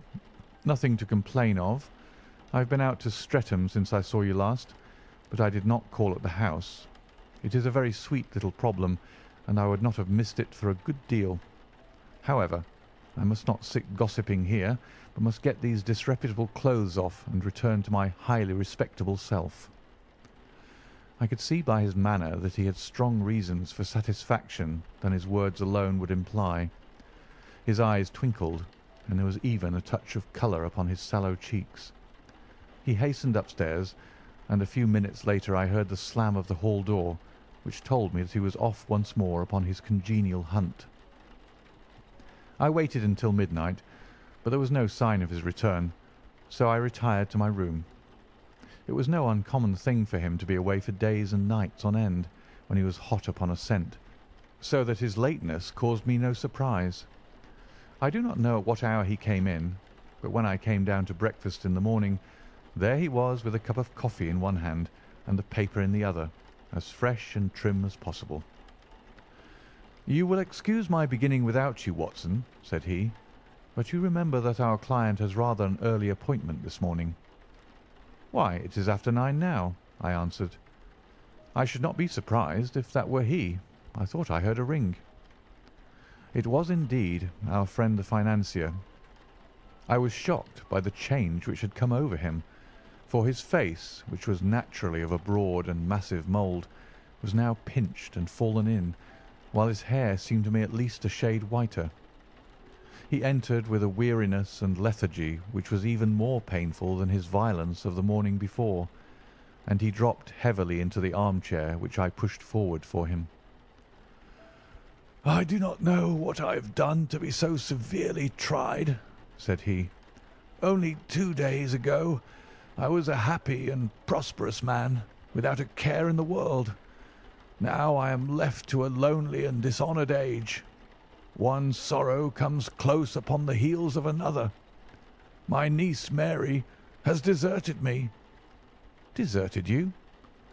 "Yes. Her bed this morning had not been slept in. Her room was empty, and a note for me lay upon the hall table. I had said to her last night, in sorrow and not in anger, that if she had married my boy, all might have been well with him. Perhaps it was thoughtless of me to say so. It is to that remark that she refers in this note. My dearest uncle, I feel that I have brought trouble upon you, and that if I had acted differently this terrible misfortune might never have occurred. I cannot, with this thought in my mind, ever again be happy under your roof, and I feel that I must leave you forever. Do not worry about my future, for that is provided for, and above all, do not search for me, for it will be fruitless labour and an ill service to me. In life or in death, I am ever your loving Mary." "What could she mean by that note, Mr. Holmes? Do you think it points to suicide?"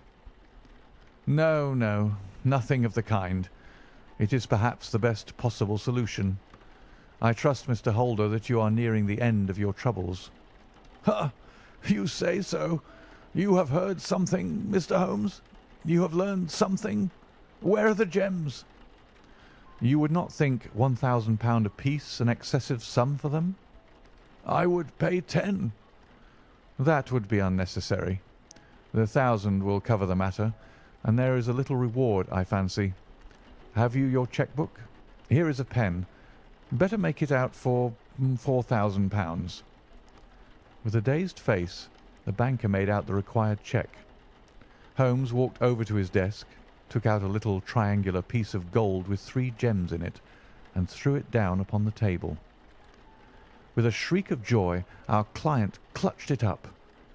"You have it," he gasped. "I am saved.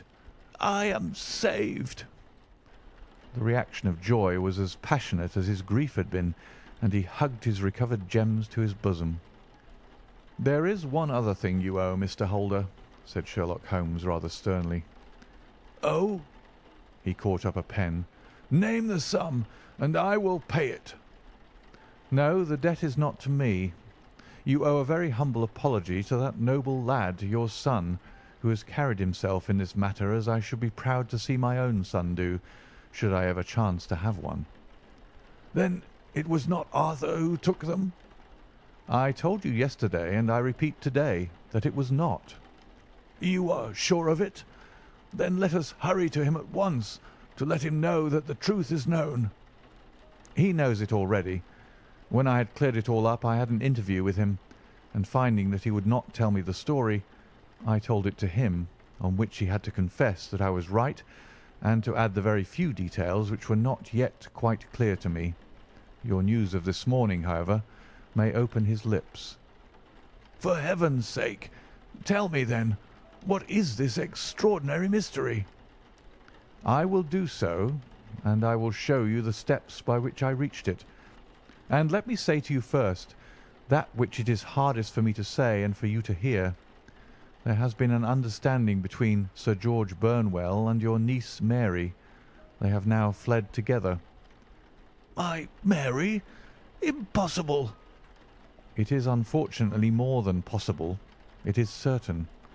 Neither you nor your son knew the true character of this man when you admitted him into your family circle. He is one of the most dangerous men in England, a ruined gambler, an absolutely desperate villain, a man without heart or conscience. Your niece knew nothing of such men. When he breathed his vows to her, as he had done to 100 before her, she flattered herself that she alone had touched his heart. The devil knows best what he said, but at least she became his tool, and was in the habit of seeing him nearly every evening." "I cannot, and I will not believe it," cried the banker with an ashen face. I will tell you then what occurred in your house last night. Your niece, when you had, as she thought, gone to your room, slipped down and talked to her lover through the window which leads into the stable lane. His footmarks had pressed right through the snow, so long had he stood there. She told him of the coronet. His wicked lust for gold kindled at the news, and he bent her to his will. I have no doubt that she loved you, but there are women in whom the love of a lover extinguishes all other loves, and I think that she must have been one. She had hardly listened to his instructions when she saw you coming downstairs, on which she closed the window rapidly and told you about one of the servants' escapade with her wooden-legged lover, which was all perfectly true. Your boy Arthur went to bed after his interview with you, but he slept badly on account of his uneasiness about his club debts. In the middle of the night he heard a soft tread pass his door, so he rose and, looking out, was surprised to see his cousin walking very stealthily along the passage until she disappeared into your dressing-room. Petrified with astonishment, the lad slipped on some clothes and waited there in the dark to see what would come of this strange affair. Presently she emerged from the room again, and in the light of the passage lamp your son saw that she carried the precious coronet in her hands. She passed down the stairs, and he, thrilling with horror, ran along and slipped behind the curtain near your door, whence he could see what passed in the hall beneath. He saw her stealthily open the window, hand out the coronet to someone in the gloom, and then, closing it once more, hurry back to her room, passing quite close to where he stood hid behind the curtain. As long as she was on the scene he could not take any action without a horrible exposure of the woman whom he loved. But the instant that she was gone, he realized how crushing a misfortune this would be for you, and how all-important it was to set it right. He rushed down, just as he was, in his bare feet, opened the window, sprang out into the snow, and ran down the lane, where he could see a dark figure in the moonlight. Sir George Burnwell tried to get away, but Arthur caught him, and there was a struggle between them, your lad tugging at one side of the coronet, and his opponent at the other. In the scuffle your son struck Sir George and cut him over the eye. Then something suddenly snapped, and your son, finding that he had the coronet in his hands, rushed back, closed the window, ascended to your room, and had just observed that the coronet had been twisted in the struggle, and was endeavouring to straighten it, when you appeared upon the scene. "Is it possible?" gasped the banker. You then roused his anger by calling him names at a moment when he felt that he had deserved your warmest thanks. He could not explain the true state of affairs without betraying one who certainly deserved little enough consideration at his hands. He took the more chivalrous view, however, and preserved her secret. "And that was why she shrieked and fainted when she saw the coronet," cried Mr. Holder.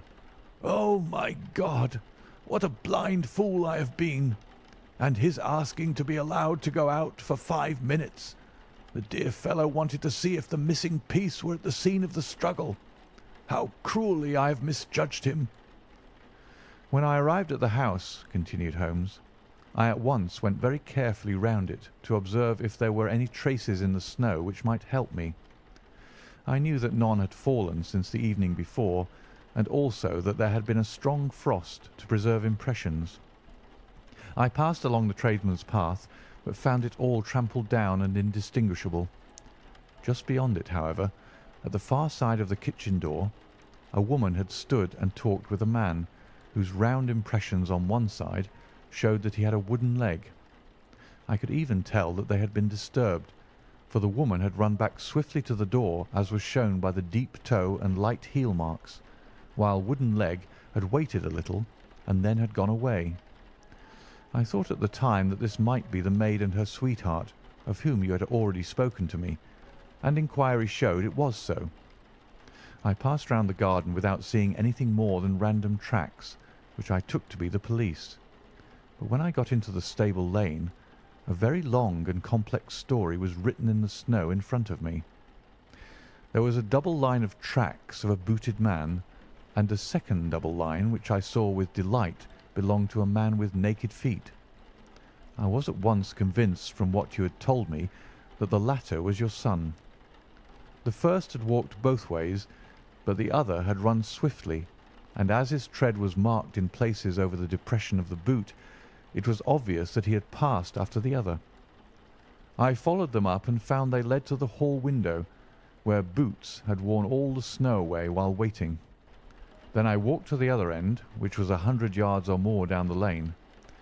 I saw where Boots had faced round, where the snow was cut up as though there had been a struggle, and finally where a few drops of blood had fallen, to show me that I was not mistaken. Boots had then run down the lane, and another little smudge of blood showed that it was he who had been hurt.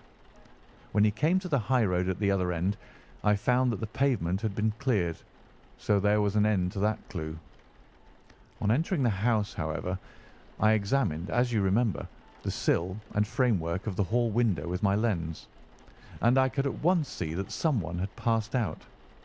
I could distinguish the outline of an instep where the wet foot had been placed in coming in. I was then beginning to be able to form an opinion as to what had occurred. A man had waited outside the window. Someone had brought the gems. The deed had been overseen by your son. He had pursued the thief, had struggled with him. They had each tugged at the coronet, their united strength causing injuries which neither alone could have effected.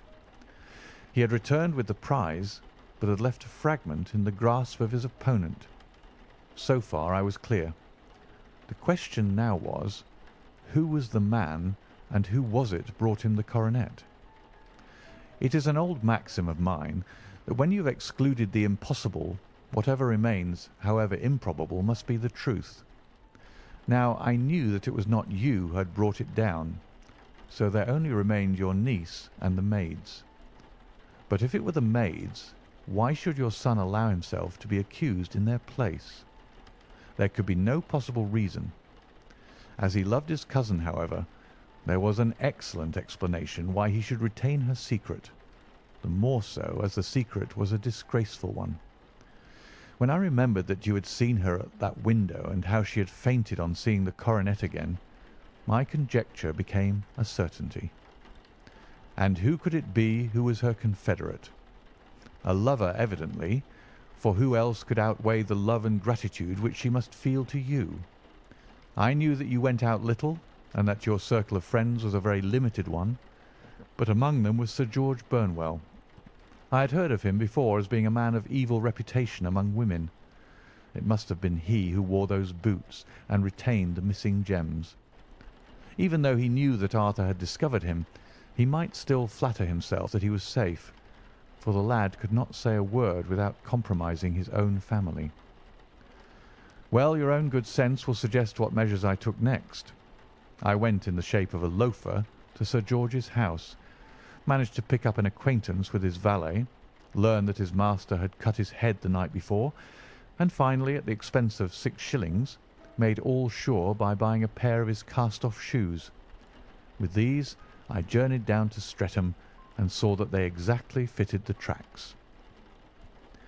"I saw an ill-dressed vagabond in the lane yesterday evening," said Mr. Holder.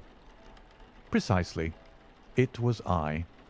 I found that I had my man, so I came home and changed my clothes. It was a delicate part which I had to play then, for I saw that a prosecution must be avoided to avert scandal, and I knew that so astute a villain would see that our hands were tied in the matter. I went and saw him. At first, of course, he denied everything, but when I gave him every particular that had occurred, he tried to bluster and took down a life-preserver from the wall. I knew my man, however, and I clapped a pistol to his head before he could strike. Then he became a little more reasonable. I told him that we would give him a price for the stones he held, £1,000 apiece. That brought out the first signs of grief that he had shown. "Why, dash it all," said he, "I've let them go at 600 for the 3. I soon managed to get the address of the receiver who had them, on promising him that there would be no prosecution. Off I set to him, and after much chaffering, I got our stones at £1,000 apiece. Then I looked in upon your son, told him that all was right, and eventually got to my bed about 2 o'clock. After what I may recall, A really hard day's work." "A day which has saved England from a great public scandal," said the banker, rising. "Sir, I cannot find words to thank you, but you shall not find me ungrateful for what you have done. Your skill has indeed exceeded all that I have heard of it, and now I must fly to my dear boy to apologize to him for the wrong which I have done him. As to what you tell me of poor Mary, it goes to my very heart. Not even your skill can inform me where she is now." "I think that we may safely say," returned Holmes, "that she is wherever Sir George Burnwell is. It is equally certain, too, that whatever her sins are, they will soon receive a more than sufficient punishment." "To the man who loves art for its own sake," remarked Sherlock Holmes, tossing aside the advertisement sheet of the Daily Telegraph, "it is frequently in its least important and lowliest manifestations that the keenest pleasure is to be derived. It is pleasant to me to observe, Watson, that you have so far grasped this truth, that in these little records of our cases which you have been good enough to draw up, and I am bound to say, occasionally to embellish, you have given prominence not so much to the many causes célèbres and sensational trials in which I have figured, but rather to those incidents which may have been trivial in themselves, but which have given room for those faculties of deduction and of logical synthesis which I have made my special province." "And yet," said I, smiling, "I cannot quite hold myself absolved from the charge of sensationalism which has been urged against my records." "You have erred, perhaps," he observed, taking up a glowing cinder with the tongs and lighting with it the long cherry-wood pipe which was wont to replace his clay when he was in a disputatious rather than a meditative mood. "You have erred, perhaps, in attempting to put colour and life into each of your statements, instead of confining yourself to the task of placing upon record that severe reasoning from cause to effect which is really the only notable feature about the thing." "It seems to me that I have done you full justice in the matter," I remarked with some coldness, for I was repelled by the egotism which I had more than once observed to be a strong factor in my friend's singular character. "No, it is not selfishness or conceit," said he, answering, as was his wont, my thoughts rather than my words. "If I claim full justice for my art, it is because it is an impersonal thing, a thing beyond myself. Crime is common, logic is rare. Therefore it is upon the logic rather than upon the crime that you should dwell. You have degraded what should have been a course of lectures into a series of tales." It was a cold morning of the early spring, and we sat after breakfast on either side of a cheery fire in the old room at Baker Street. A thick fog rolled down between the lines of dun-coloured houses, and the opposing windows loomed like dark, shapeless blurs through the heavy yellow wreaths. Our gas was lit and shone on the white cloth and glimmer of china and metal, for the table had not been cleared yet. Sherlock Holmes had been silent all the morning, dipping continuously into the advertisement columns of a succession of papers, until at last, having apparently given up his search, he had emerged in no very sweet temper to lecture me upon my literary shortcomings. "At the same time," he remarked after a pause, during which he had sat puffing at his long pipe and gazing down into the fire, "you can hardly be open to a charge of sensationalism, for out of these cases which you have been so kind as to interest yourself in, a fair proportion do not treat of crime in its legal sense at all. The small matter in which I endeavoured to help the King of Bohemia, the singular experience of Miss Mary Sutherland, the problem connected with the man with the twisted lip, and the incident of the noble bachelor, were all matters which are outside the pale of the law.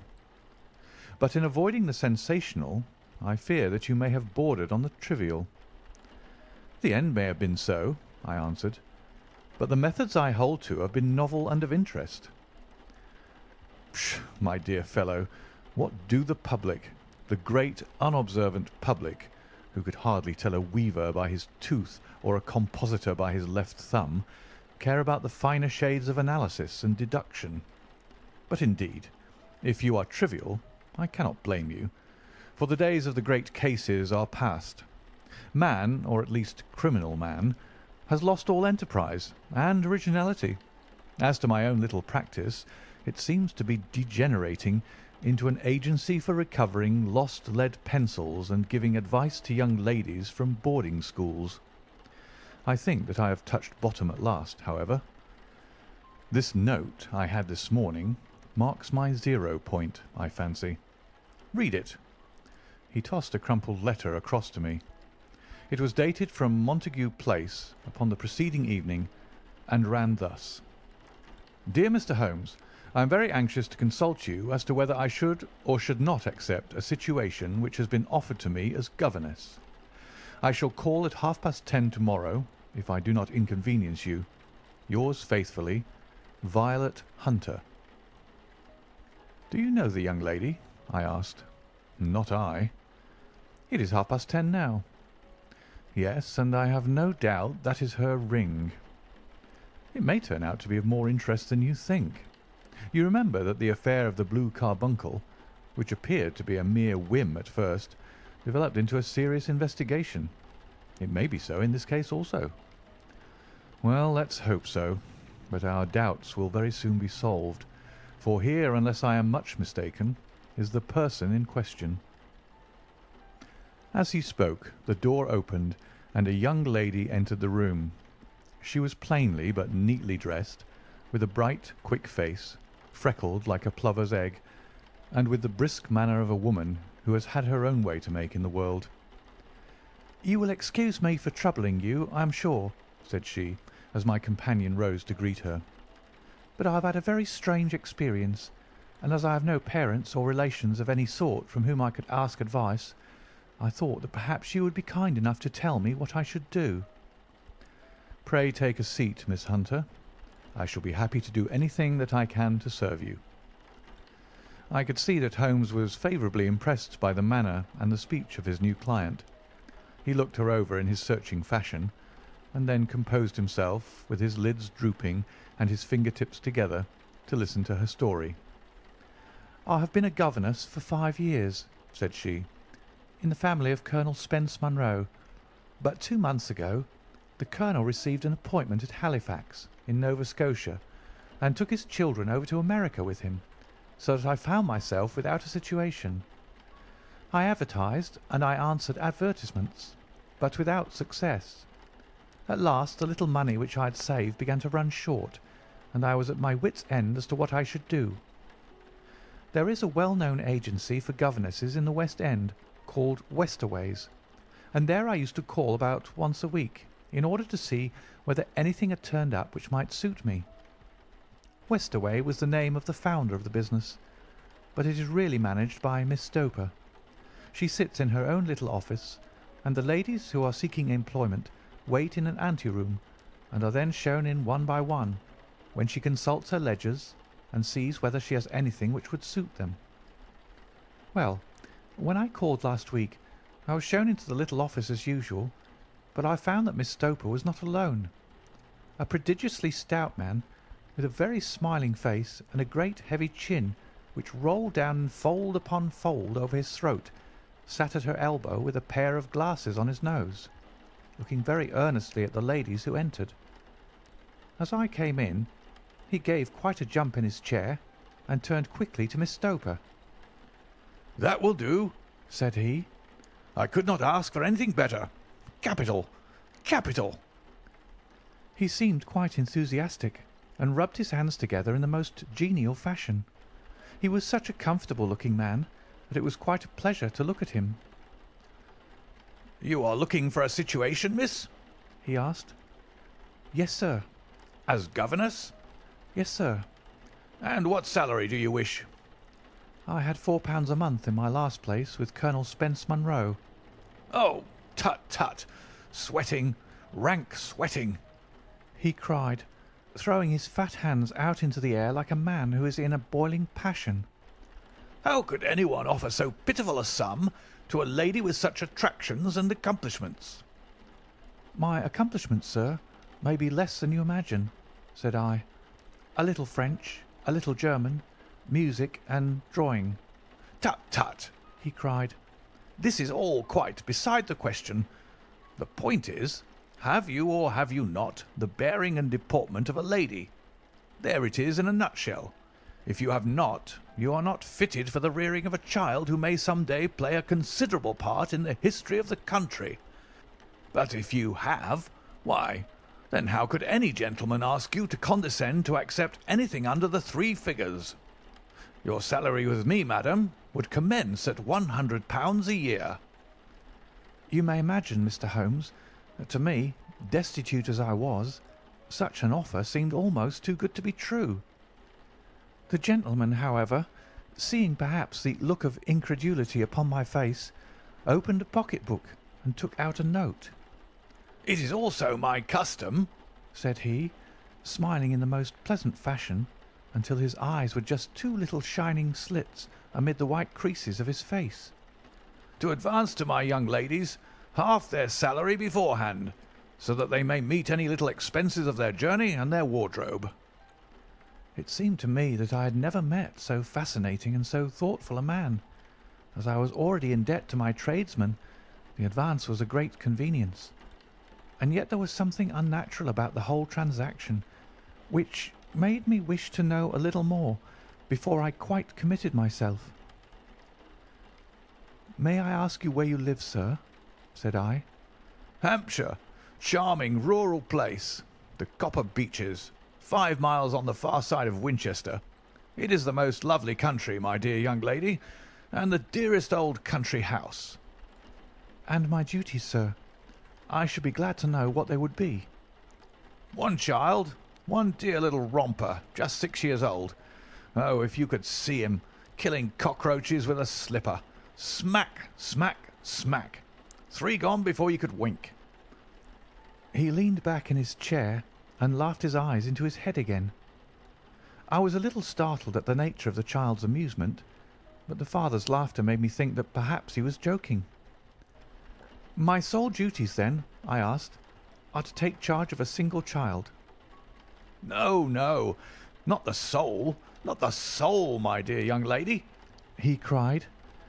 "Your duty would be, as I am sure your good sense would suggest, to obey any little commands my wife might give, provided always that they were such commands as a lady might with propriety obey. You see no difficulty, eh?" "I should be happy to make myself useful." "Quite so. In dress now, for example. We are faddy people, you know. Faddy but kind-hearted. If you were asked to wear any dress which we might give you, you would not object to our little whim, eh?" "No," said I, considerably astonished at his words.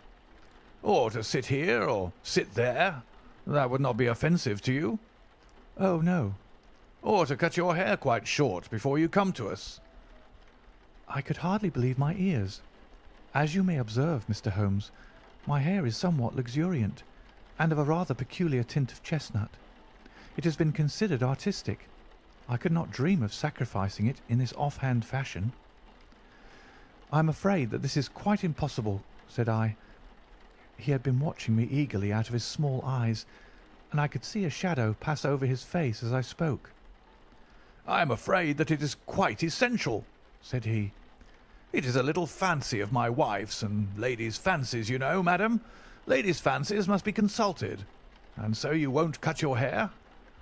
"No, sir, I really could not," I answered firmly. "Oh, well, very well then. That quite settles the matter. It is a pity, because in other respects you would really have done very nicely.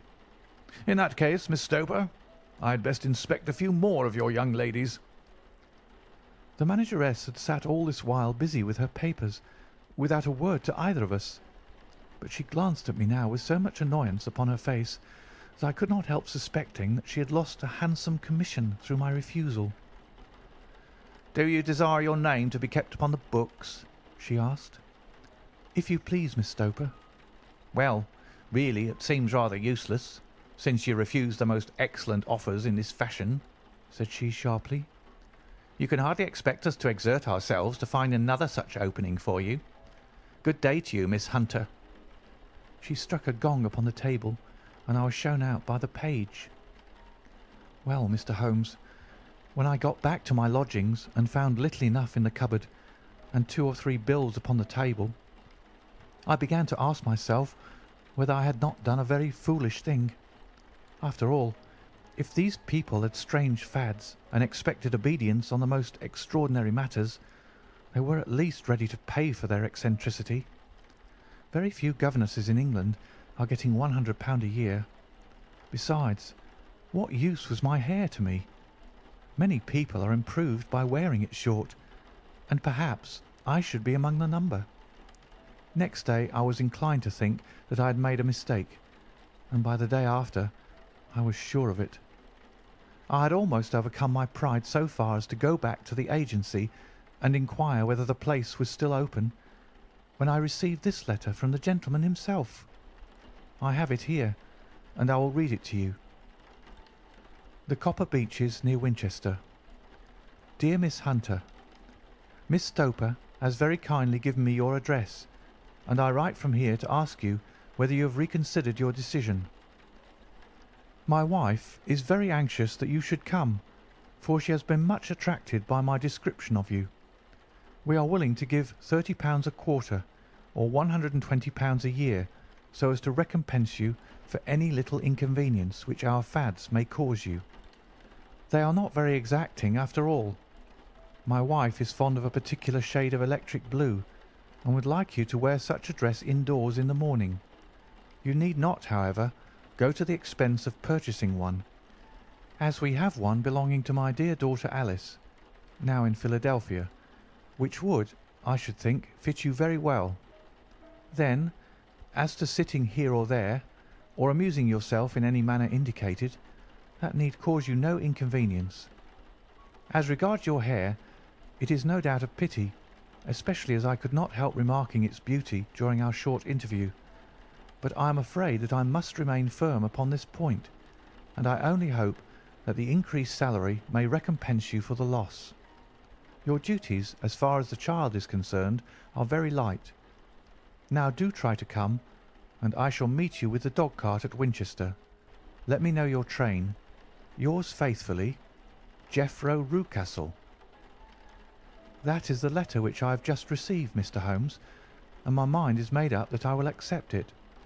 I thought, however, that before taking the final step, I should like to submit the whole matter to your consideration. Well, Miss Hunter, if your mind is made up, that settles the question, said Holmes, smiling. But you would not advise me to refuse? I confess that it is not the situation which I should like to see a sister of mine apply for. What is the meaning of it all, Mr. Holmes? I have no data. I cannot tell. Perhaps you have yourself formed some opinion. Well, there seems to me to be only one possible solution. Mr. Rucastle seemed to be a very kind, good-natured man. Is it not possible that his wife is a lunatic, that he desires to keep the matter quiet for fear she should be taken to an asylum, and that he humours her fancies in every way in order to prevent an outbreak? That is a possible solution. In fact, as matters stand, it is the most probable one. But in any case it does not seem to be a nice household for a young lady. But the money, Mr. Holmes, the money. Well, yes, of course, the pay is good. Too good. That is what makes me uneasy. Why should they give you £120 a year when they could have their pick for £40? There must be some strong reason behind. I thought that if I told you the circumstances, you would understand afterwards if I wanted your help. I should feel so much stronger if I felt that you were at the back of me. Oh, you may carry that feeling away with you. I assure you that your little problem promises to be the most interesting which has come my way for some months. There is something distinctly novel about some of the features. If you should find yourself in doubt or in danger— Danger? What danger do you foresee? Holmes shook his head gravely. It would cease to be a danger if we could define it, said he. But at any time, day or night, a telegram would bring me down to your help. That is enough. She rose briskly from her chair with the anxiety all swept from her face. "I shall go down to Hampshire quite easy in my mind now. I shall write to Mr. Rucastle at once, sacrifice my poor hair tonight, and start for Winchester tomorrow." With a few grateful words to Holmes, she bade us both good night and bustled off upon her way. "At least," said I, as we heard her quick, firm steps descending the stairs, "she seems to be a young lady who's very well able to take care of herself." "And she would need to be," said Holmes gravely.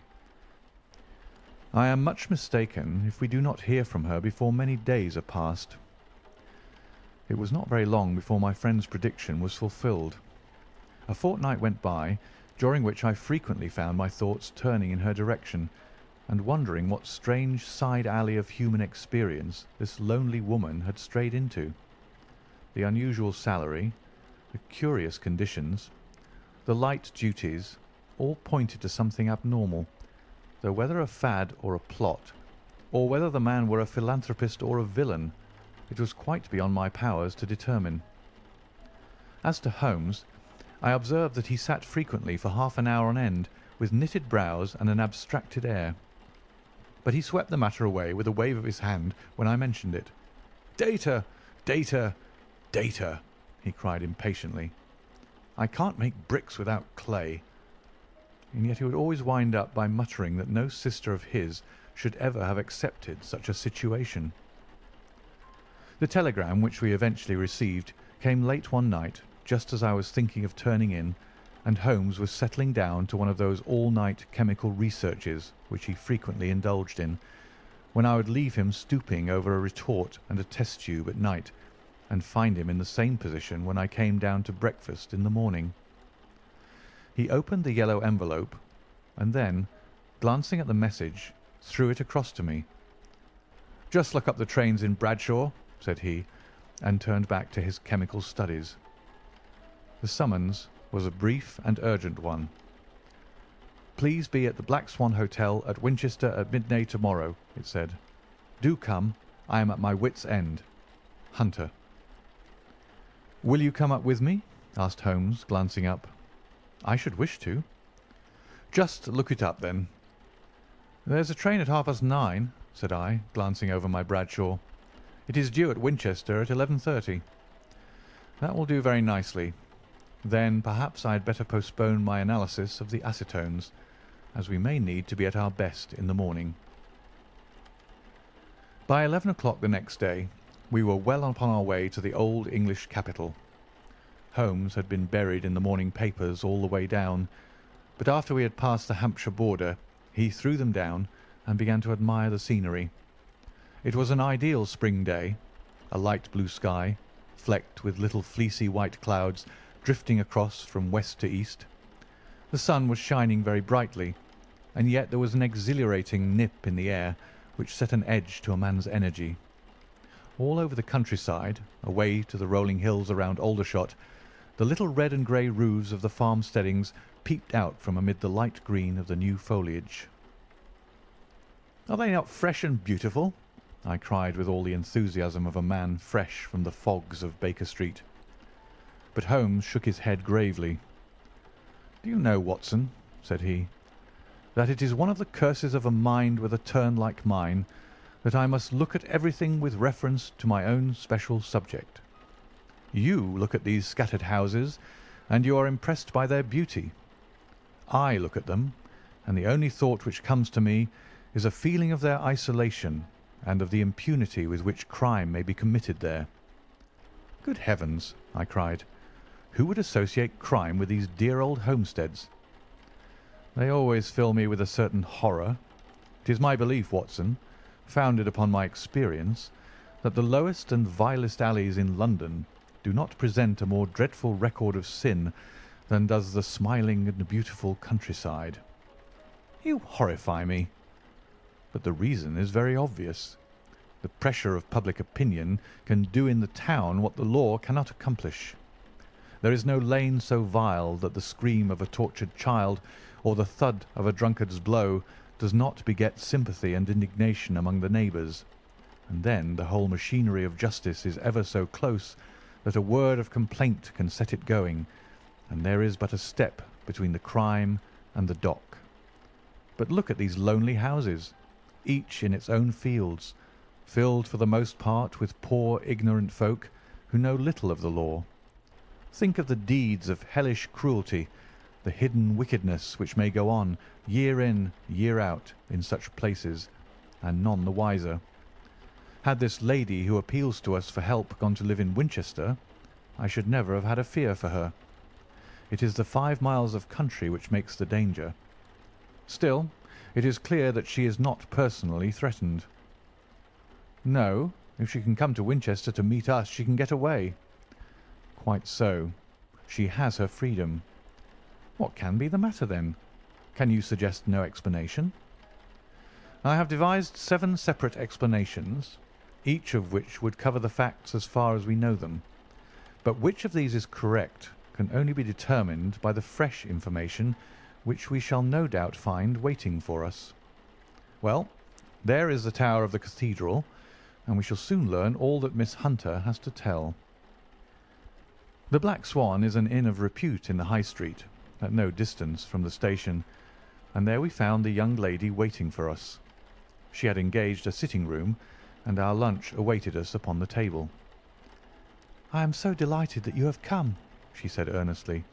"It is so very kind of you both. But indeed, I do not know what I should do. Your advice will be altogether invaluable to me." Pray tell us what has happened to you. "I will do so, and I must be quick, for I have promised Mr. Rucastle to be back before 3. I got his leave to come into town this morning, though he little knew for what purpose." Let us have everything in its due order. Holmes thrust his long, thin legs out towards the fire and composed himself to listen. "In the first place, I may say that I have met, on the whole, with no actual ill treatment from Mr. and Mrs. Rucastle. It is only fair to them to say that, but I cannot understand them, and I am not easy in my mind about them." What can you not understand? "Their reasons for their conduct. But you shall have it all just as it occurred. When I came down, Mr. Rucastle met me here and drove me in his dog-cart to the Copper Beeches. It is, as he said, beautifully situated, but it is not beautiful in itself, for it is a large square block of a house, whitewashed, but all stained and streaked with damp and bad weather. There are grounds round it, woods on 3 sides, and on the 4th a field which slopes down to the Southampton high road, which curves past about 100 yards from the front door. This ground in front belongs to the house, but the woods all round are part of Lord Southerton's preserves. A clump of copper beeches immediately in front of the hall door has given its name to the place. I was driven over by my employer, who was as amiable as ever, and was introduced by him that evening to his wife and the child. There was no truth, Mr. Holmes, in the conjecture which seemed to us to be probable in your rooms at Baker Street. Mrs. Rucastle is not mad. I found her to be a silent, pale-faced woman, much younger than her husband, not more than 30, I should think, while he can hardly be less than 45. From their conversation I have gathered that they have been married about 7 years, that he was a widower, and that his only child, by the first wife, was the daughter who has gone to Philadelphia. Mr. Rucastle told me in private that the reason why she had left them was that she had an unreasoning aversion to her stepmother. As the daughter could not have been less than 20, I can quite imagine that her position must have been uncomfortable with her father's young wife. Mrs. Rucastle seemed to me to be colourless in mind as well as in feature. She impressed me neither favourably nor the reverse. She was a nonentity. It was easy to see that she was passionately devoted both to her husband and to her little son.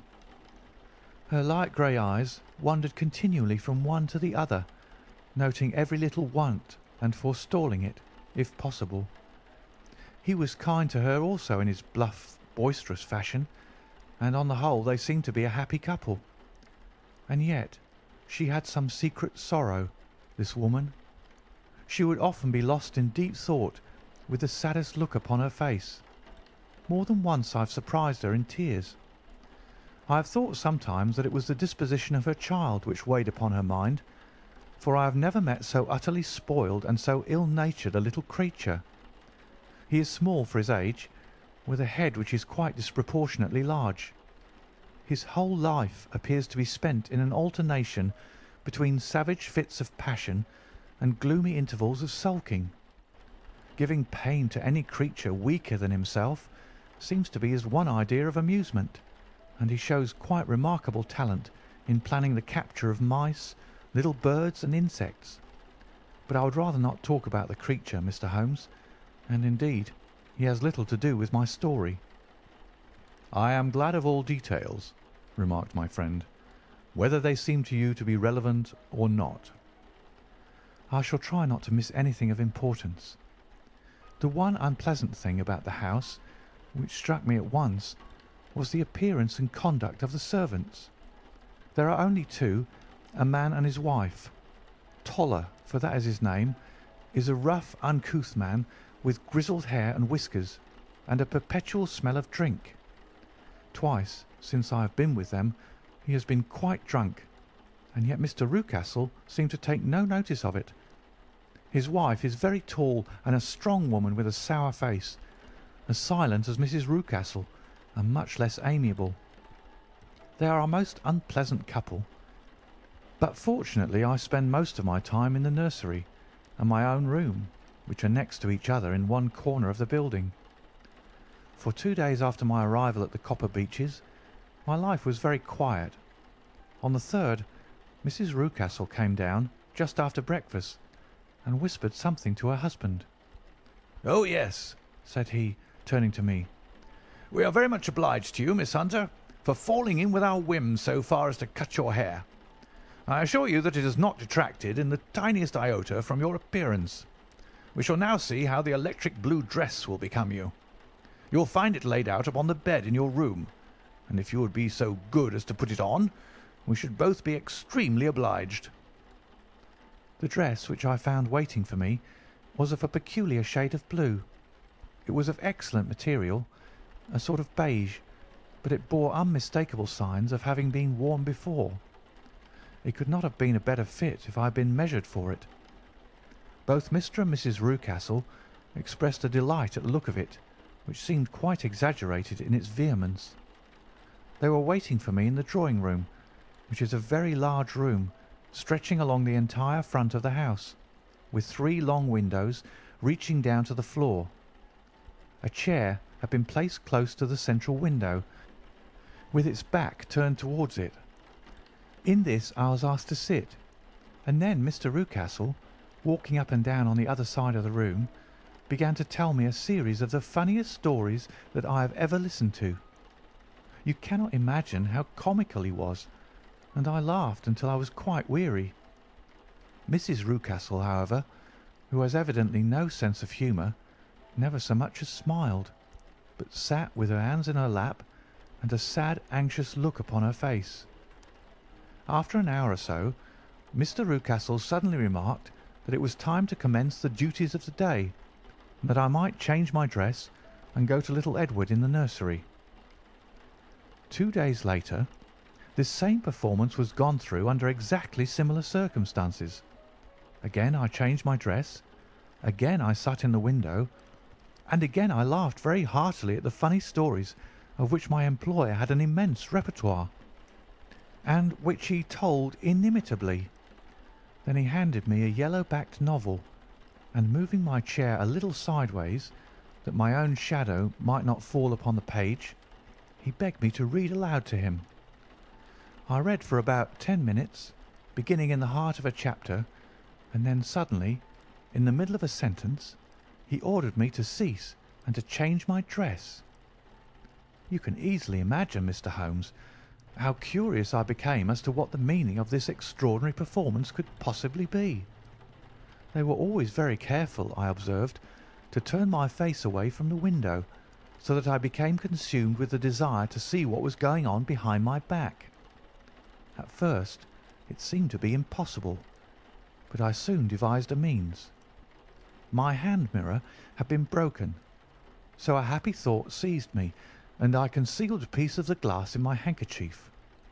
On the next occasion, in the midst of my laughter, I put my handkerchief up to my eyes and was able to, with a little management, to see all that there was behind me. I confess that I was disappointed. There was nothing. At least, that was my first impression. At the second glance, however, I perceived that there was a man standing in the Southampton Road, a small bearded man in a grey suit, who seemed to be looking in my direction. The road is an important highway, and there are usually people there. This man, however, was leaning against the railings which bordered our field, and was looking earnestly up. I lowered my handkerchief and glanced at Mrs. Rucastle to find her eyes fixed upon me with a most searching gaze. She said nothing, but I am convinced that she had divined that I had a mirror in my hand and had seen what was behind me. She rose at once. "Jeffro," said she, "there is an impertinent fellow upon the road there who stares up at Miss Hunter." "No friend of yours, Miss Hunter?" he asked. "No, I know no one in these parts." "Dear me, how very impertinent. Kindly turn round and motion to him to go away." "Surely it would be better to take no notice." "No, no, we should have him loitering here always. Kindly turn round and wave him away like that." I did as I was told, and at the same instant Mrs. Rucastle drew down the blind. That was a week ago, and from that time I have not sat again in the window, nor have I worn the blue dress, nor seen the man in the road. "Pray continue," said Holmes. "Your narrative promises to be a most interesting one." You will find it rather disconnected, I fear, and there may prove to be a little relation between the different incidents of which I speak.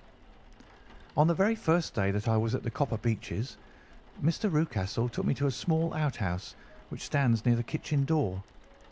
As we approached it, I heard the sharp rattling of a chain, and the sound as of a large animal moving about. "Look in here," said Mr. Rucastle, showing me a slit between two planks. "Is he not a beauty?" I looked through and was conscious of two glowing eyes and of a vague figure huddled up in the darkness. "Don't be frightened," said my employer, laughing at the start which I had given. "It's only Carlo, my mastiff. I call him mine, but really old Toller, my groom, is the only man who can do anything with him. We feed him once a day, and not too much then, so that he's always as keen as mustard. Toller lets him loose every night, and God help the trespasser whom he lays his fangs upon. For goodness' sake, don't you ever on any pretext set your foot over the threshold at night, for it's as much as your life is worth." The warning was no idle one, for 2 nights later I happened to look out of my bedroom window about 2 o'clock in the morning. It was a beautiful moonlight night, and the lawn in front of the house was silvered over and almost as bright as day. I was standing, wrapped in the peaceful beauty of the scene, when I was aware that something was moving under the shadow of the Copper Beeches. As it emerged into the moonshine, I saw what it was. It was a giant dog, as large as a calf, tawny tinted with hanging jowl, black muzzle, and huge projecting bones. It walked slowly across the lawn and vanished into the shadow upon the other side. That dreadful sentinel sent a chill to my heart which I do not think that any burglar could have done. And now I have a very strange experience to tell you. I had, as you know, cut off my hair in London, and I had placed it in a great coil at the bottom of my trunk. One evening, after the child was in bed, I began to amuse myself by examining the furniture of my room and by rearranging my own little things. There was an old chest of drawers in the room, the 2 upper ones empty and open, the lower one locked. I had filled the first 2 with my linen, and as I had still much to pack away, I was naturally annoyed at not having the use of the 3rd drawer. It struck me that it might have been fastened by a mere oversight, so I took out my bunch of keys and tried to open it.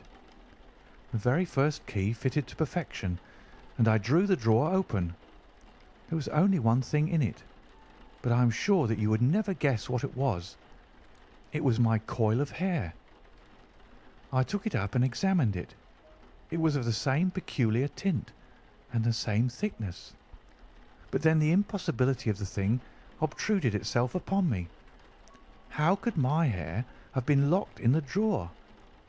With trembling hands I undid my trunk, turned out the contents, and drew from the bottom my own hair. I laid the two tresses together, and I assure you that they were identical. Was it not extraordinary? Puzzle as I would, I could make nothing at all of what it meant. I returned the strange hair to the drawer, and I said nothing of the matter to the Rucastles, as I felt that I had put myself in the wrong by opening a drawer which they had locked. I am naturally observant, as you may have remarked, Mr. Holmes, and I soon had a pretty good plan of the whole house in my head. There was one wing, however, which appeared not to be inhabited at all. A door which faced that which led into the quarters of the Tollers opened into this suite, but it was invariably locked. One day, however, as I ascended the stair, I met Mr. Rucastle coming out through this door, his keys in his hand, and a look on his face which made him a very different person to the round, jovial man to whom I was accustomed. His cheeks were red, his brow was all crinkled with anger, and the veins stood out at his temples with passion. He locked the door and hurried past me without a word or a look. This aroused my curiosity, so when I went out for a walk in the grounds with my charge, I strolled round to the side from which I could see the windows of this part of the house. There were 4 of them in a row, 3 of which were simply dirty, while the 4th was shuttered up. They were evidently all deserted. As I strolled up and down, glancing at them occasionally, Mr. Rucastle came out to me, looking as merry and jovial as ever. "Ah," said he, "you must not think me rude if I passed you without a word, my dear young lady. I was preoccupied with business matters." I assured him that I was not offended.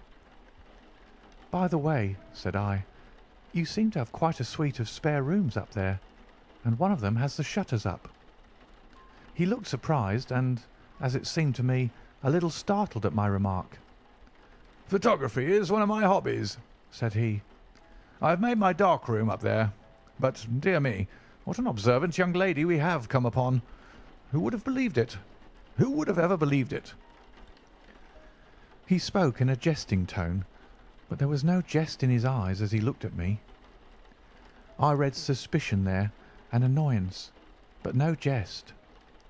Well, Mr. Holmes, from the moment that I understood that there was something about that suite of rooms which I was not to know, I was all on fire to go over them. It was not mere curiosity, though I have my share of that. It was more a feeling of duty, a feeling that some good might come from my penetrating to this place. They talk of woman's instinct. Perhaps it was woman's instinct which gave me that feeling.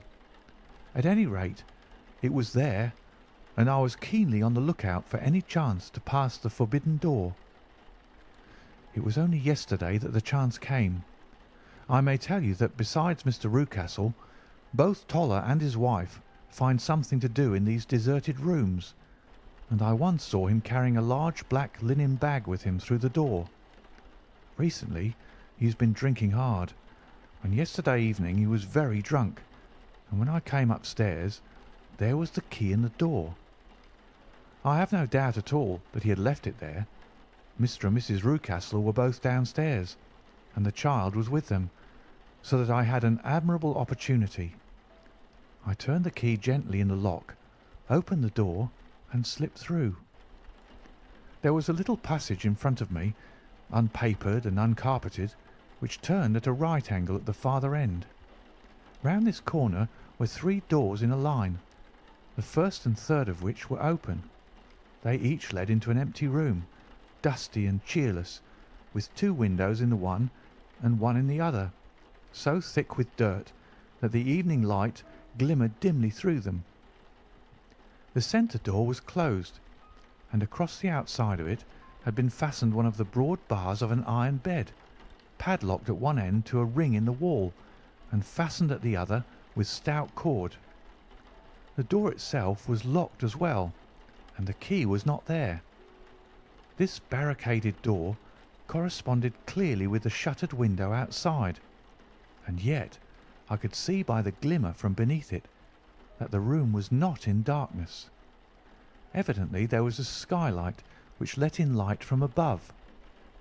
As I stood in the passage, gazing at the sinister door and wondering what secret it might veil, I suddenly heard the sound of steps within the room and saw a shadow pass backward and forward against the little slit of dim light which shone out from under the door. A mad, unreasoning terror rose up in me at the sight, Mr. Holmes.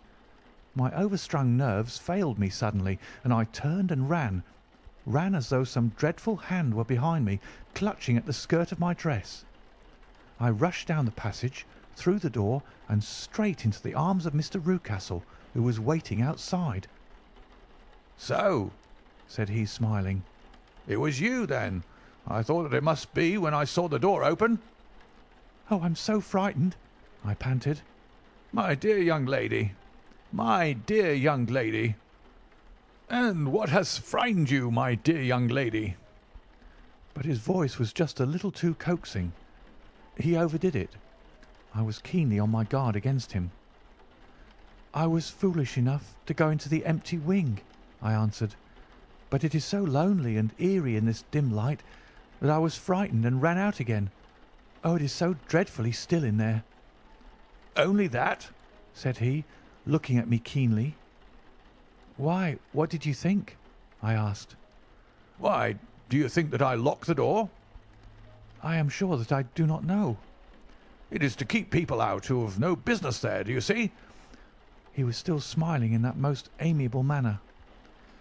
"I am sure if I had known—" "Well, then, you know now, and if you ever put your foot over that threshold again—" Here in an instant the smile hardened into a grin of rage, and he glared down at me with the face of a demon. "I'll throw you to the mastiff." I was so terrified that I do not know what I did. I suppose that I must have rushed past him into my room. I remember nothing until I found myself lying on my bed, trembling all over. Then I thought of you, Mr. Holmes. I could not live there longer without some advice. I was frightened of the house, of the man, of the woman, of the servants, even of the child. They were all horrible to me. If I could only bring you down, all would be well. Of course, I might have fled from the house, but my curiosity was almost as strong as my fears. My mind was soon made up. I would send you a wire. I put on my hat and cloak, went down to the office, which is about half a mile from the house, and then returned, feeling very much easier. A horrible doubt came into my mind as I approached the door, lest the dog might be loose. But I remembered that Toller had drunk himself into a state of insensibility that evening, and I knew that he was the only one in the household who had any influence with the savage creature, or who would venture to set him free. I slipped in safety, and lay awake half the night in my joy at the thought of seeing you. I had no difficulty in getting leave to come into Winchester this morning, but I must be back before 3 o'clock, for Mr. and Mrs. Rucastle are going on a visit, and will be away all the evening, so that I must look after the child. Now, I have told you all my adventures, Mr. Holmes, and I should be very glad if you could tell me what it all means, and above all, what I should do." Holmes and I had listened spellbound to this extraordinary story. My friend rose now and paced up and down the room, his hands in his pockets and an expression of the most profound gravity upon his face. "Is Toller still drunk?" he asked. "Yes. I heard his wife tell Mrs. Rucastle that she could do nothing with him." "That is well. And the Rucastles go out tonight?" "Yes." "Is there a cellar with a good strong lock?" "Yes, the wine cellar." "You seem to me to have acted all through this matter like a very brave and sensible girl, Miss Hunter. Do you think that you could perform one more feat? I should not ask it of you if I did not think you quite an exceptional woman." "I will try. What is it?" We shall be at the Copper Beeches by 7 o'clock, my friend and I. The Rucastles will be gone by that time, and Toller will, we hope, be incapable. There only remains Mrs. Toller, who might give the alarm. If you could send her into the cellar on some errand, and then turn the key upon her, you would facilitate matters immensely." "I will do it." "Excellent. We shall then look thoroughly into the affair. Of course, there is only one feasible explanation. You have been brought there to personate someone, and the real person is imprisoned in this chamber. That is obvious. As to who this prisoner is, I have no doubt that it is the daughter, Miss Alice Rucastle, if I remember right, who is said to have gone to America. You were chosen, doubtless, as resembling her in height, figure, and the colour of your hair. Hers have been cut off, very possibly in some illness through which she has passed, and so, of course, yours had to be sacrificed also. By a curious chance you came upon her tresses. The man in the road was undoubtedly some friend of hers, possibly her fiancé, and no doubt as you wore the girl's dress and were so like her, he was convinced from your laughter, whenever he saw you, and afterwards from your gesture, that Miss Rucastle was perfectly happy, and that she no longer desired his attentions. The dog is let loose at night to prevent him from endeavouring to communicate with her. So much is fairly clear. The most serious point in this case is the disposition of the child." "What on earth has that to do with it?" I ejaculated. "My dear Watson, you, as a medical man, are continually gaining light as to the tendencies of a child by the study of the parents. Don't you see that the converse is equally valid? I have frequently gained my first real insight into the character of parents by studying their children. This child's disposition is abnormally cruel, merely for cruelty's sake, and whether he derives this from his smiling father, as I should suspect, or from his mother, it bodes evil for the poor girl who is in their power." "I am sure that you are right, Mr. Holmes," cried our client. "A thousand things come back to me which make me certain that you have hit it. Oh, let us lose not an instant in bringing help to this poor creature." "We must be circumspect, for we are dealing with a very cunning man. We can do nothing until 7 o'clock. At that hour we shall be with you, and it will not be long before we solve the mystery." We were as good as our word, for it was just 7 when we reached the Copper Beeches. Having put up our trap at a wayside public house, the group of trees with their dark leaves shining like burnished metal in the light of the setting sun were sufficient to mark the house, even had Miss Hunter not been standing smiling on the doorstep. "Have you managed it?" asked Holmes. A loud thudding noise came from somewhere downstairs. "That is Mrs. Toller in the cellar," said she. "Her husband lies snoring on the kitchen rug. Here are his keys, which are the duplicates of Mr. Rucastle's." "You have done well indeed," cried Holmes with enthusiasm. "Now lead the way, and we shall soon see the end of this black business." We passed up the stair, unlocked the door, followed on down a passage, and found ourselves in front of the barricade which Miss Hunter had described.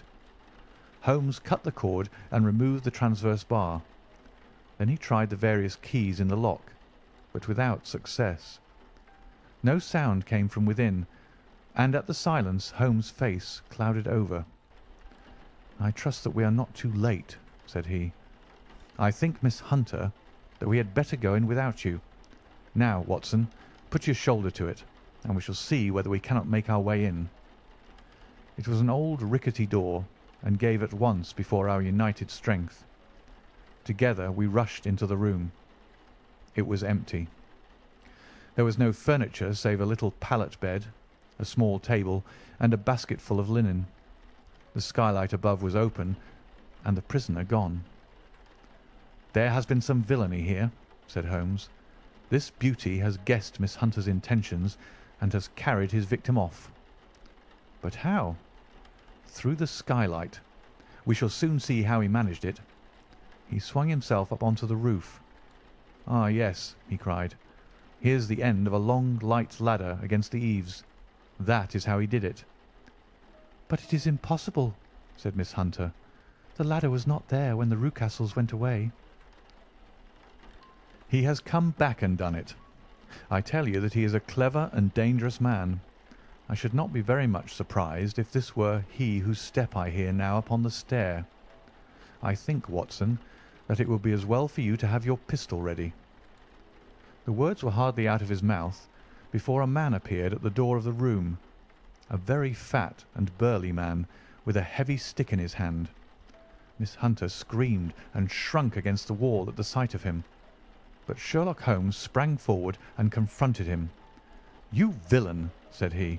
"Where's your daughter?" The fat man cast his eyes around and then up at the open skylight. "It is for me to ask you that!" he shrieked. "You thieves! Spies and thieves! I have caught you, have I? You're in my power. I'll serve you." He turned and clattered down the stairs as hard as he could go. "He's gone for the dog," cried Miss Hunter. "I have my revolver," said I. "Better close the front door," cried Holmes, and we all rushed down the stairs together. We had hardly reached the hall when we heard the baying of a hound, and then a scream of agony with a horrible worrying sound which it was dreadful to listen to. An elderly man with a red face and shaking limbs came staggering out at a side door. "My God!" he cried. "Someone has loosed the dog. It's not been fed for 2 days. Quick, quick, or it'll be too late." Holmes and I rushed out and round the angle of the house, with Toller hurrying behind us. There was the huge famished brute, its black muzzle buried in Rucastle's throat, while he writhed and screamed upon the ground. Running up, I blew its brains out, and it fell over with its keen white teeth still meeting in the great creases of his neck.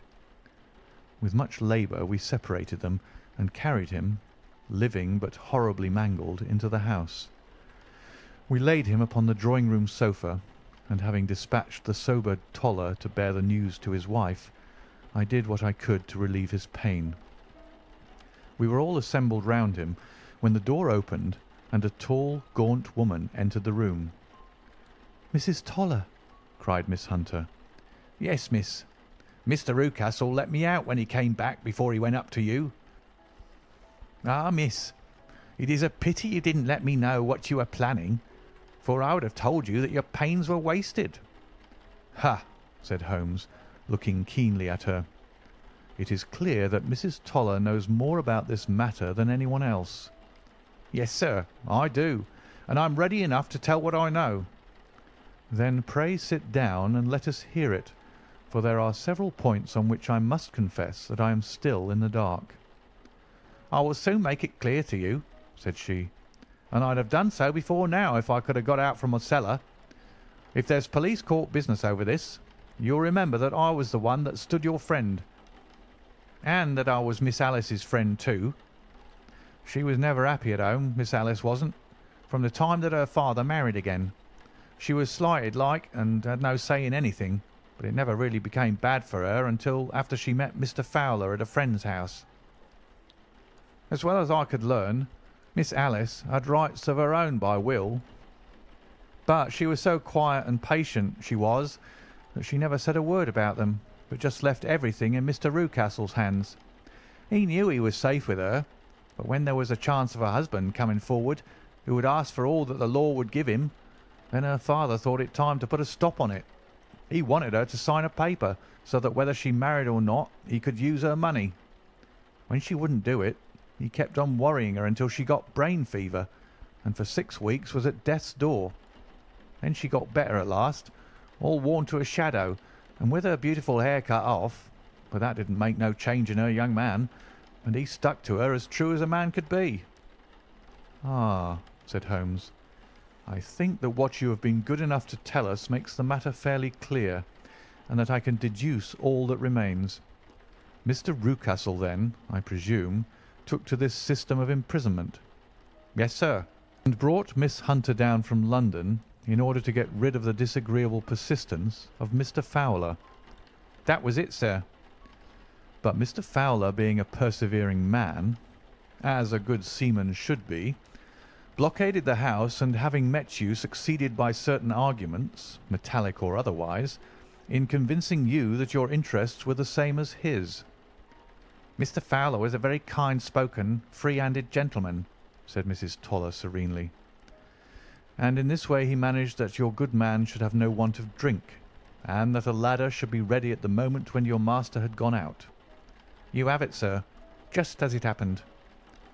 "I am sure we owe you an apology, Mrs. Toller," said Holmes, "for you have certainly cleared up everything which puzzled us.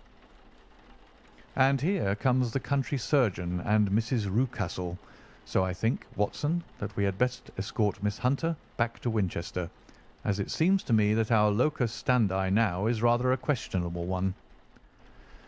And thus was solved the mystery of the sinister house with the copper beeches in front of the door. Mr. Rucastle survived, but was always a broken man, kept alive solely through the care of his devoted wife. They still live with their old servants, who probably know so much of Rucastle's past life that he finds it difficult to part from them. Mr. Fowler and Miss Rucastle were married by special licence in Southampton the day after their flight, and he is now the holder of a government appointment in the island of Mauritius. As to Miss Violet Hunter, my friend Holmes, rather to my disappointment, manifested no further interest in her when once she had ceased to be the centre of one of his problems, and she is now the head of a private school at Walsall, where I believe that she has met with considerable success.